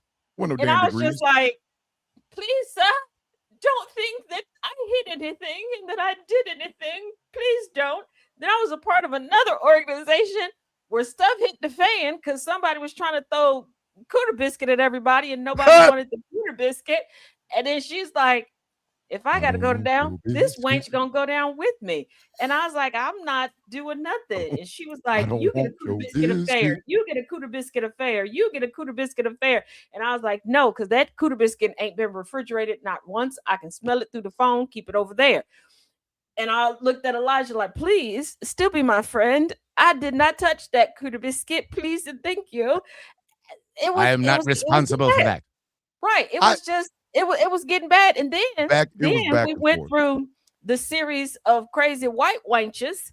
You know, I'm not saying white women because wench doesn't have a gender. Go with me here, people. Don't get offended unless you one of them white wenches that decide to pop in today. Then please be all the offended.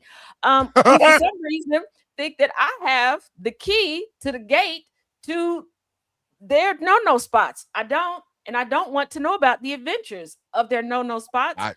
Please stop reaching out to me, telling me all the nasty things that you want to do to them. I delete it. I don't even tell them. I'm just like, what makes you think I want to know? Because I don't. And I think it's gross that y'all are attracted to them. And no, I'm not saying that they're ugly. They're my brothers. And excuse me? All of their all of their things are immaculate conception. Okay. They just hold hands and do little nose kisses with their spouses in my brain. Oh no, I'm letting you her hear have. me? Listen, she's all. Listen, this is all her now. I'm just hanging around for the ride at this point. I got nothing. That is what's in my head, and y'all gonna keep it there. But we have as a trio been through some things, and as a trio, we have kept some things alive. Yeah. We have made friends and family. We have lost friends and people who we thought were family. Yeah. Yep. At the end of the day, we three seem to always come back to one another. Now, there was one time I swear for God, I swear for God, I wanted to turn into Big Mama and just uproot a tree, not cut a switch, uproot a tree. And beat the dog spittle out of the both of y'all. Because y'all broke the cardinal rule. And you know what the cardinal rule is? We don't argue in public. People may want to argue with us in public, but we don't argue in public. Yeah. I will tell you this much about that moment. What did we learn? We learned a phone call and a Zoom messages they work wonders. Yeah. But I will tell you what I learned personally. I give credit where credit is due. I've been doing it, but I didn't do it as publicly as I could. I need to give credit where credit is due. I tell anybody that ever asks about the Villains Guild, the idea was mine. The template was him. This has been since day one. The idea was mine, but the template was he. Here's this, and mind y'all, the smiling, hat-wearing, happy-go-lucky, light-skinned Jermaine version of me from the UK that y'all see today is not the man I've known for almost 6 years. The man I met was a very dour, very hard on himself type person. Yeah. That's why we got into it. Because listen, you can't be. Listen, I've got the corner market on this depression shit, dog. I'm gonna need you to find another lily pad. This all me over here. This right here, all me. You gotta listen. You get anxiety, I get depression, and we'll switch up once a month. That's what I was looking at it. But here's this intelligent, like very well spoken. Got that Cockney thing going. I don't. Okay. My entire inflection is a mix of I don't know where the hell I'm at half the time. But here's this man who works in the community. Doesn't brag about it though. He works in the community and calls himself an outcast. And I was like, wait a minute. That don't sound right. That don't sound right. We had our flare-ups in the beginning, but we actually had a conversation. Yeah. I had to take a break from social media for a little bit. I was getting burned out. This was year one. Yeah. As I was going to therapy, I was getting meds, and I was doing TikToks. I was like, listen, I can't carry this. But the idea of the Guild came from me. The idea of an organization that does not play by the rules. We don't rules. Who's supposed to follow them? Like them the hero shits. We don't. But I had no idea how I was going to build this or what I wanted it to look like. I will tell you honestly, the idea came from my family. Mind you, this was at the time I wasn't talking to two of my sisters. I'm like, this is what I would want a family to look like. And there was E, this upright person who is outside of the societal norms. This is a man that for a very long time, before E opened his mouth, a Dragon Ball would come flying out that bitch, right? And there was no me what I'm about to say. No, he was giving you whatever the hell came up. Like if it was almost like a person that needed to vomit and you just so happen to walk right past him or right next to him. Hey, man, how you doing? Oh, that was E. And I'm like, I can be like that. I can be like that. Targeted. And the idea was formed. And what I learned from our last flare-up was I have to give credit where credit is due. I do. And I have to be more vocal about it. I give shit to Taz, but if y'all knew most of the shit that Taz does behind the scene, you would be surprised. Like, Taz isn't just a villain at arms. Taz is like a den mother. Yeah. She really is. She's really like a goddamn den mother. Did you eat? Baby, did you eat? Baby, you can't do the sound of coffee without eating, Thomas. Go get yourself some food. E, I saw that last video. You look a little pale. Is your wife feeding you? Give me Miss Outkast's number. I'll call her. Miss Outkast, you can't let him do them videos like that. He out there on them streets. He look a little pale. He look a little more light-skinned than he normally is. Make sure that boy eating some soup. Is he taking care of himself? That's Taz. I give her shit. Do not get me wrong. I give Taz shit all the damn time. But it is only because I am in awe of the shit that she does. And I mean across the board. I am in awe of it.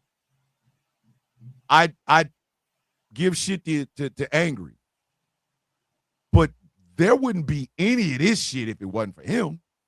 Yeah. Angry and goddamn George run GCPR. The graphics, the butt system, all of this. All of it. Gambit, every once in a while, gets really hard on himself. We got to remind him, who the hell gonna make these struggle love jokes? Taz can pull them off because she has a smooth voice, but she already doing the most as it is. The heart of this shit is Gambit. I learned you can't be around people and just say this is an organization and leave it at that. You have to see a family. You have to see a family because there's no way to do anything alone. I get it now. You know, I to be honest with you, when this shit first started, I thought that was my only job. I'm alone. You fight an uphill battle. You're crazy as hell. The army didn't want you. Your ass is nuts. You're on your own. But now I realize I'm not. And I'm proud. You know, that it cost me nothing to say that out loud. I'm proud of these two. We did break a rule, Chaos. We did. We did. Oh, I saw that. We did. We let our butt hurt selves break us apart, and we argued in public. And for that shit, you know, and I was butthurt, you know, and I felt isolated, I felt alone, and for some reason I was blaming Thomas, and it wasn't, it was me. I was going through some shit and I was angry as fuck, and I didn't know how to express it. And it's like me and Thomas, it's crazy because we both get angry at the same time about the same things. We both get depressed at the same time about the same things. And I'll tell you something that's weird. I was doing a group I do on Saturdays for Black people in the LGBT community who feel outcasted because of how they're treated. And I happened to show myself with the makeup on, but also with the makeup on off. And then I told them about the Villains Guild stuff because, you know, Professor Moriarty. And then I showed them a picture of Thomas. And you know what the person said without even realizing who he was? Oh, he looks like you. Listen, it is the weirdest. In 54 years of life, I've never met somebody almost identical to me until I met this. My mom always, I used to tell people all the time, it used to be a joke. Like back in my young rogue days when I was in them clubs and shit with the six-pack abs and the tight ass shirts and shit. I used to tell people, I'm like, stop playing. I used to tell people, I'm like, the world ain't ready for two of me. They're not. The world been ready for two of y'all. Listen, but I thought I died. Yes, you know. Professor cusses. He cussed real good. And Anna J says, Professor, when you coming here? I want to do this. I seriously want to do this, and I appreciate people asking. I really do. I want to bring a flavor to it. I want there to be a section on understanding how mental health and trauma can affect you, but also a section on truth and what we can do to create change, and a section where I give it to people straight. So yeah, I'm ready for this. Yes, I'm ready for this. I want to do this. I once had to tell people that there is daylight between GCPR and the Villains Guild. I had to tell them because people were like, listen, is this some guild shit or is this GCPR? What I now realize is the guild is GCPR and vice versa. Absolutely. It absolutely is, because the work ethic of the people on the station and the work ethic of the people in the guild, they're almost parallel. They really are. I get the honor to be the first. Listen, as cool as of a nickname as the Brutalist is, it's not my nickname. It's a title. That is a title. Just like the second is a title. So my black ass is going to die one day. And according to the way the guild is set up, if a member of the founders either cannot fulfill their duties, someone else within the guild will step up. It's the way it's been since the beginning. A field commander, I like that. Yes. The second is our field commander. That person is the person that, if the guild is going to do something as a whole, the field commander is the person that says it out loud. The Brutalist is not an isolated job.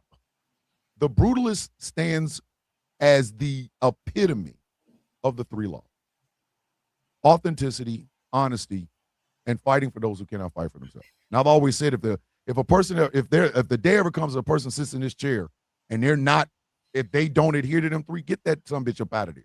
Oh, we're gonna flip it over. But for those that are curious, once you're in the guild, you're gonna the majority of your time in the guild, you see me, you see my face, you hear me. Don't get it's not like that. It's not okay. Sometimes it's like that, but mostly it's not like that. And we have we have an incredible all guild, all hands on deck Outkast Nation initiative that will be starting in a week. And also we have some new members that will be onboarded by the end of this week. And I say that you see me a lot, but a lot of people when I say I'm sensitive, I'm not that I'm not that sensitive. Don't get She it wouldn't have the twisted. job if she was that sensitive. Um, Like if I'm not if she I'm got not knocked that over by sensitive. feather pillows, we Yeah, no, like okay. I say that I'm Indiana Jones for a reason. And if y'all haven't seen that movie and you don't get the reference, just look up the whip scene. I'm Indiana Jones. Don't play with me, okay? I work smart, not hard. Um, but I also want to let you all know the Villains Guild nor Outcast Nation,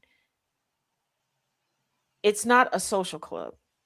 It really It is. Hell is no. not networking for clout. This is not a get rich quick scheme because a lot of people get it in their minds when they look at collaboratives like this that, oh, if I get onto here, my numbers are going to skyrocket and I'm going to be making money hands over foot. Baby, we all broke. We broke. Do we listen? Shout out to Tiger Bomb, but that is the hardest working for his money so he can give it to his community as person I've ever seen in my entire adult life. Absolutely. The man pulls trucks, people. Okay, it's not like the guild is rolling in money. We ain't got it like that.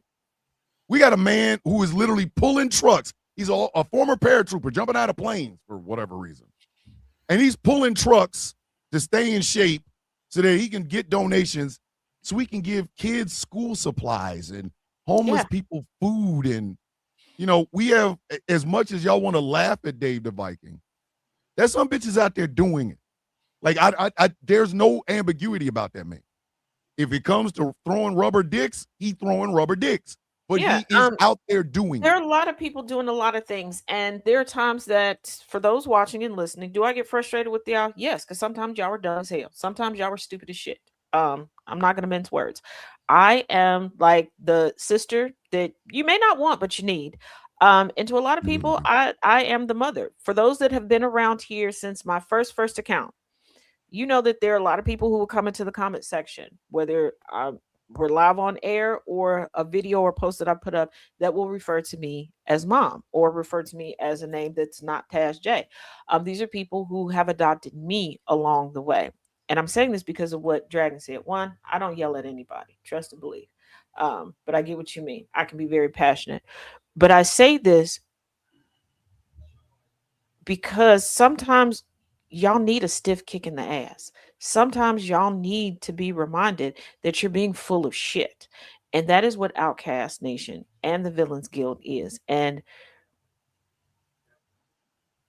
you tend to attach a lot specifically to these two gentlemen. And I also want to make this clear. I come on here every day throughout the day to remind you all of the order of operations of things. I'm not really a stickler on rules, but I am a stickler on order because we can achieve a lot of things in chaos, but we can achieve even more when we know when to be chaotic and when to be orderly. The We don't. dramatics need to stop. The Yes. putting things and going around people regarding their positions and who can do what. So let me say this, and because they are here, there's not going to be any misinterpreting, remixing, revising, no, none of that. Okay. There you go. You have access to all of us. There is no reason to single out a viewer or a listener for your pity party. At this point, nobody gives a shit. Two, if you exhibit that you are being racist and it is clear you are using one or more of us as a cloak for your racism, nobody gives a shit. I'm not abiding by it. I'm sorry. Three, No. many people who they tend to forget. Okay. There's George, there's Angry, there's me. You cannot hide in the Discord. We see you.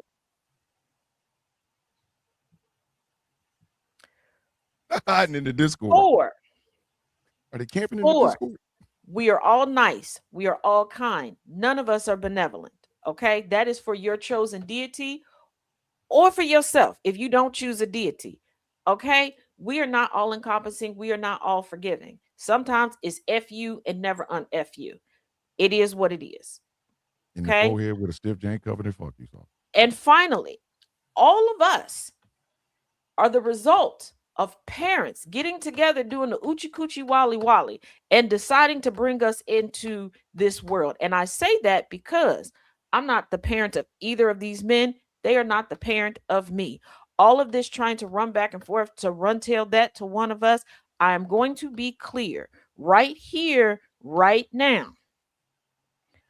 I'ma start cussing you mofos out in 4K with your picture behind me. Okay? I'm gonna put on my get 'em girl dress and some heels, and I'm gonna do full body cuss you out like Yanti if y'all don't stop. Cause I'm sick and tired of being sick and tired. Yes, I will thirst trap it up. It's going to be. Can we not? Can we not? Just don't. Okay. You know. Let me address this because. Oh, and I said, don't forget about the 3A's, boss. Oh, I'm about to tell. That's exactly what I'm about to talk. That's exactly what I'm about to talk about. I was segueing to that, but it needs to stop. And those of y'all that are regulars here on the Taz Effect, y'all know that I say when we're talking, if you can talk to me back, if you can comment and hear my voice, you're in the house. We all have been through some things since Sound of Coffee was birthed, let alone all the sibling shows, okay? We have been through people coming in trying to take advantage, people trying to grift, all these things. We've gotten better at this, okay? We got a little sixth sense about it, okay? And at this point, you can call my ass Daredevil. Don't play with it, don't play with it, don't play with it. When you are allowed in the house, because I can't see. I'm about to hide my disabilities. Lord, she out here confessing shit. Chaos, Now, she confessing the shit. Listen, we thought the glasses was for real. She out here confessing. I can't see. No. Yeah, right. But here's the thing. When you're allowed to be inside the house, act accordingly. Please. Oh God, please. Now the A's, sir. Okay. So to any member of either Outkast Nation or the Villains Guild, I want you to listen to me closely because I don't think I've ever really said this out loud. We ain't a glee club. I don't expect every single person in the guild to get along with each other because every single one of you who have the privilege of being a part of this come from different backgrounds. Yeah. This is not a competition. We are not doing the Oppression Olympics. We have 3 A's. 3 A's. Activism, advocacy, and awareness. You will either fit in 1 or 2 or possibly all 3 of those categories. Okay? The Outkast Nation does a completely different ideal on those 3 than the guild. They are not in competition. No. They are literally sister organizations. Yeah. I do not care what your life experience is. I do not care if you're still dealing with said life experience or not. We aren't all supposed to get along all the damn time because that is a cult. I expect you as members of both organizations, whether you are a part of one or both of them, I expect you to adhere to the 3 laws, be authentic, tell the truth, fight for those who cannot fight for themselves. Yeah. And I expect you to either be an advocate, bring awareness, or do activism, or all 3. I don't really care. That is the minutia that Taz and Jess handle because that is their job. But this idea that we all have to get along, this idea that somebody's life experience is less relevant than this person's life experience is bullshit. I don't expect you to like each other, but I do expect you to work as a team. I do expect you to work as a team because that's what this is. We support each other. Even if we think, well, I ain't never lived there, so I can't relate. Nobody asked you to. We asked you to support. In the military, you got different people from all these different walks of life with one purpose. It is something that made my time in the military, especially in the Army, the best part of it. I think the rank was cool. All right, great, fantastic. I got rank. Yay. But what was more important was the work that was done. I didn't have to be a rock rib conservative from West Virginia, just like they didn't have to be a bony kid from the west side of Kansas City. But we did our job. I want y'all to stop discounting the life experience of fellow members. No more of that. No more. Just say, I don't understand it, but I will fight next to you. I will fight side by side.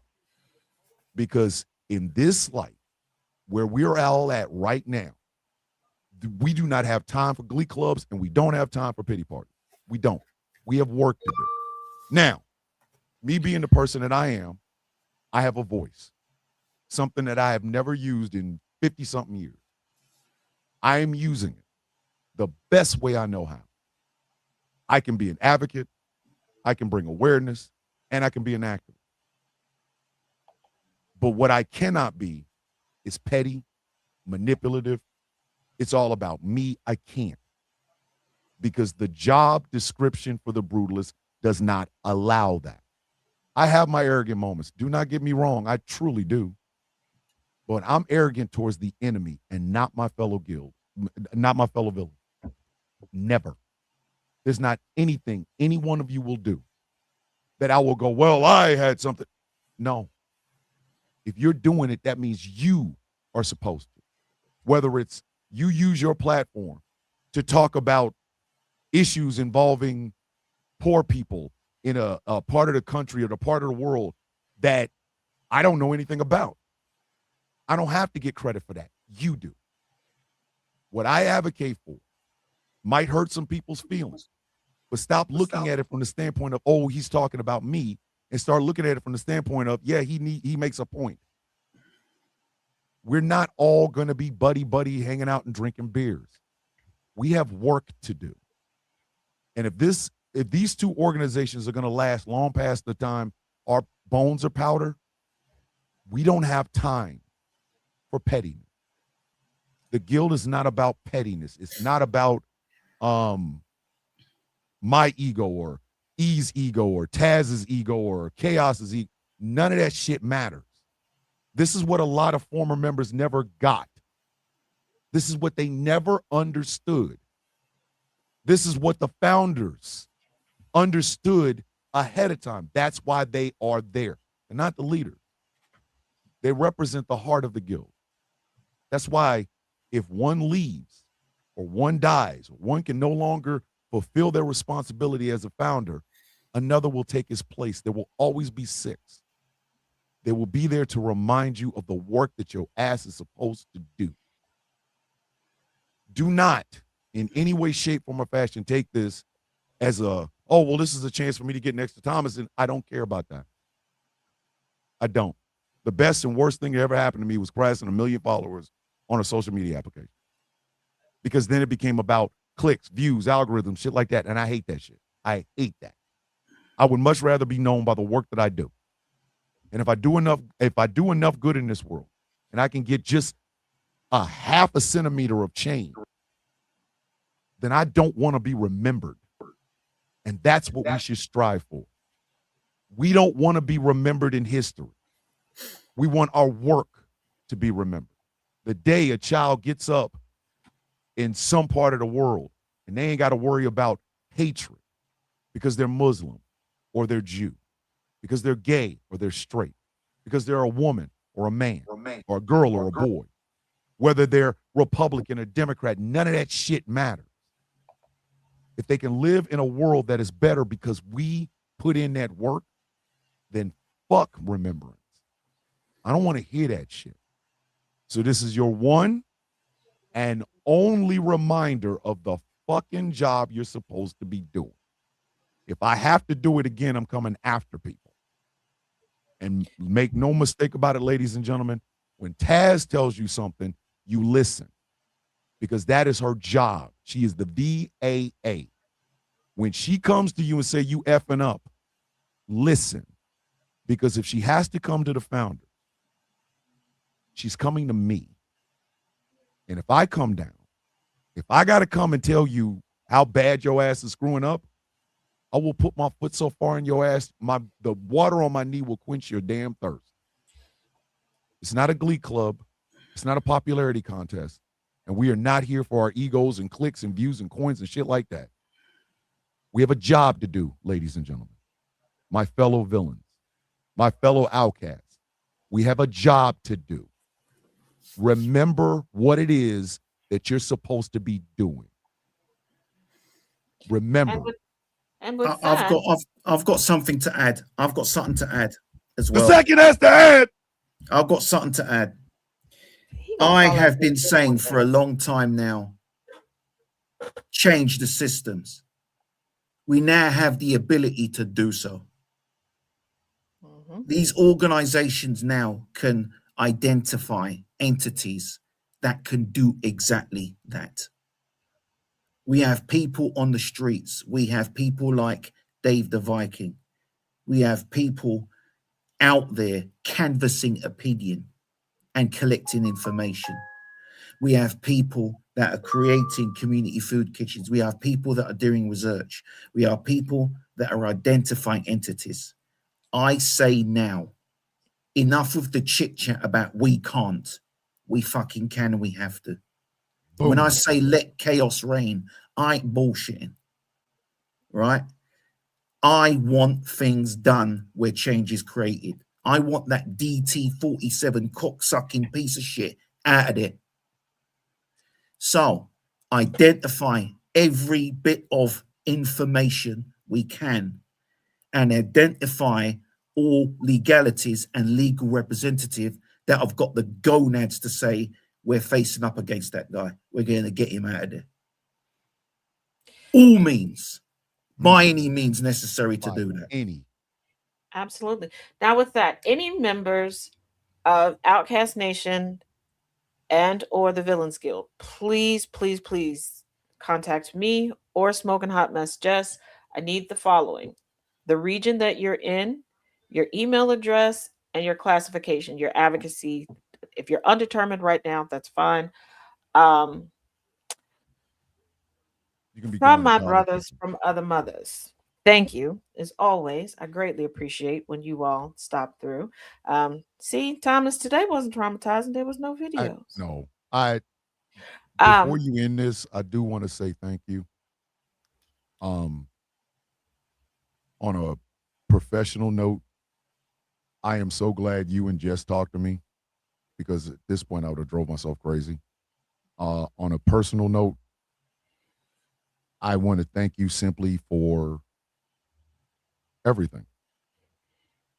I told you once before, I don't know who this Taz everybody else was talking about, because the only Taz I know is one of the biggest hearted human beings I've ever met. And I'm sticking by that. I am sticking by that. Period.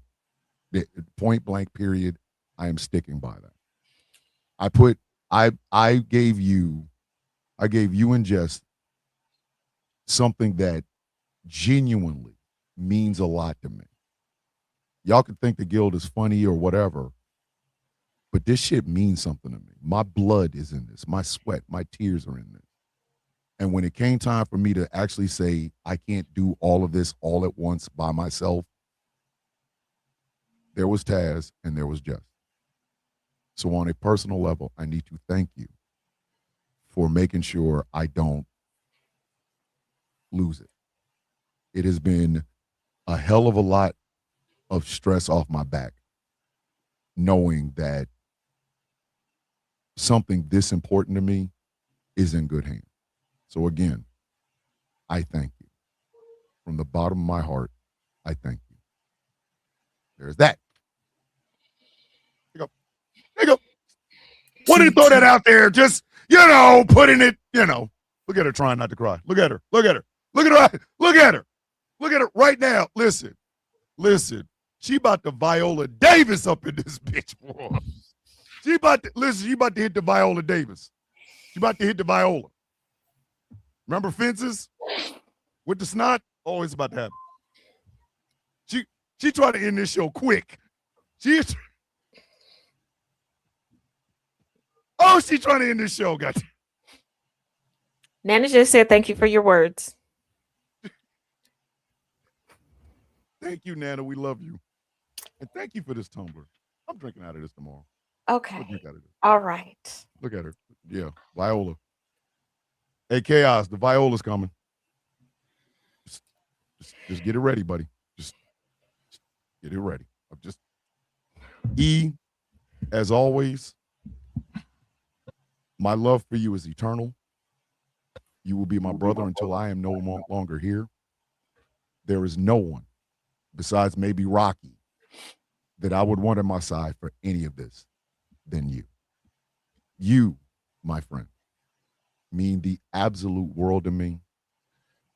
And I will never get tired of saying that Elijah is my brother. And I do mean my brother. You're not about to turn this into Niagara Falls, sir. Damn it. I don't give a shit. I don't care. I do. I don't care, man. First of all. And Sigrid, you can insert anytime you want. You are a member in good standing of the guild. Insert, please. You have a life story. Did you say Sigrid and insert in the same sentence, sir? Pause.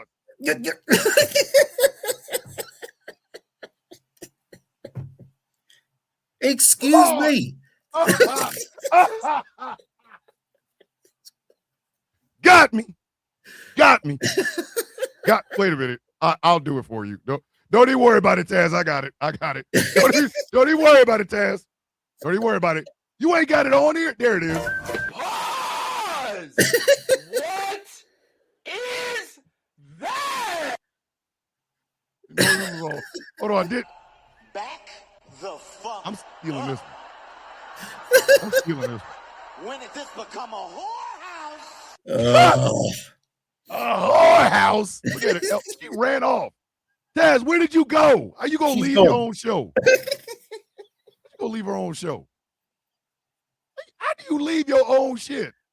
It just booted me right on out. That Viola was hitting you. I didn't do it. Listen, you was like, somebody cutting onions up in here. I can feel it in my nose. I'm a Viola tonight. Goodness, and Nana J, start now. Nana J says you are the light and energy. Carry that always. Love you. You know what? See? Taz, sometimes, Taz, it is perfectly okay to be loved and loved on. I know, because I tell you that all the time. Okay? Exactly. Duh. What is it? Miss Lyle says it every day. Fill your cup today. Well, sometimes, goddamn it, you need somebody with some water. Fill your cup. Okay. And again, I'm not above giving out love. I'm not. I told y'all those days are over. I can't get in trouble twice in 1 week, so we got to end this because I can't be late to class. Yeah, don't be late to class and let the Viola come out. Right. I'm gonna send you a picture of Viola and Fences. Do not forget, you guys, tonight, 9 p.m., we've got a duality going. If you need some relationship advice, get it from our very own GCPR love and relationship guru. That is Pastor Gia Clinton. And coming to a Tubi movie near you is our very own Pastor Gia Clinton. There will be more coming. And if you just want to get high and sit around and figure out snacks in life, what's the square root of this room? High exalted tonight. All of those things are here at GCPR. And do not forget, for those that will be joining me at 7:15 p.m. Eastern, 6:15 Central for Learning Through Literature. Tonight will be a duality. Yes, we will be picking up on our Monday, Wednesday, Friday serving series, which is lovely one from Associate Justice Ketanji Brown Jackson. But immediately following at 8 will be the second helping this week of Not My Type, because I do have a pre-scheduled event tomorrow by E. Jean Carroll. Yes, that E. Jean Carroll. And yes, we're talking about that case. Also, Those that are subscribed to me over on Patreon, yes, there's some new fresh nuggets over there. The 5 minute or less audio only Tazisms podcast is up. And for those that are subscribed over on the Substack, yes, there's new history nuggets over there. As always, Why always, you out here giving always. out nuggets? I can't give out the whole You chicken. giving out nuggets now? Giving out nuggets? I'm not big enough. Listen, I'm gonna make you laugh through the viola. I don't care. I don't care. You gonna laugh through this viola. Yes, I gonna am. laugh. So to my brothers from other mothers, thank you for stopping through. Get prepared for next week. Y'all know what y'all got to be prepared for. Professor, let me know your availability tomorrow because we have the panel to get those last people through to the guild. Remember, so we can get her done. So yeah, there we go. Expect a very big announcement next week. Expect a very big announcement. Each one teach one, each one reach one. Go out, be good, do all the things, and shenanigan. Till later, you people. Bye, y'all. Turn the dial up, let the static fade away. We're building up the future, tracking every single day. Start the morning right, let the rhythm start to breathe. With the sound of coffee pouring, giving just what you need. From the sunrise spark to the late night glow, there's a space for your story and a steady undertow. When the sun goes down and the shadows start to lean, we close it all out with conversations with Jonathan. This is GCPR Radio, loud and clear, where every single voice matters, far and near. Yeah, we lock it in, connect the track, GCPR. Got your back, download the app on your phone today. iOS or Android, we're a click away. And the weekend hits, yeah, the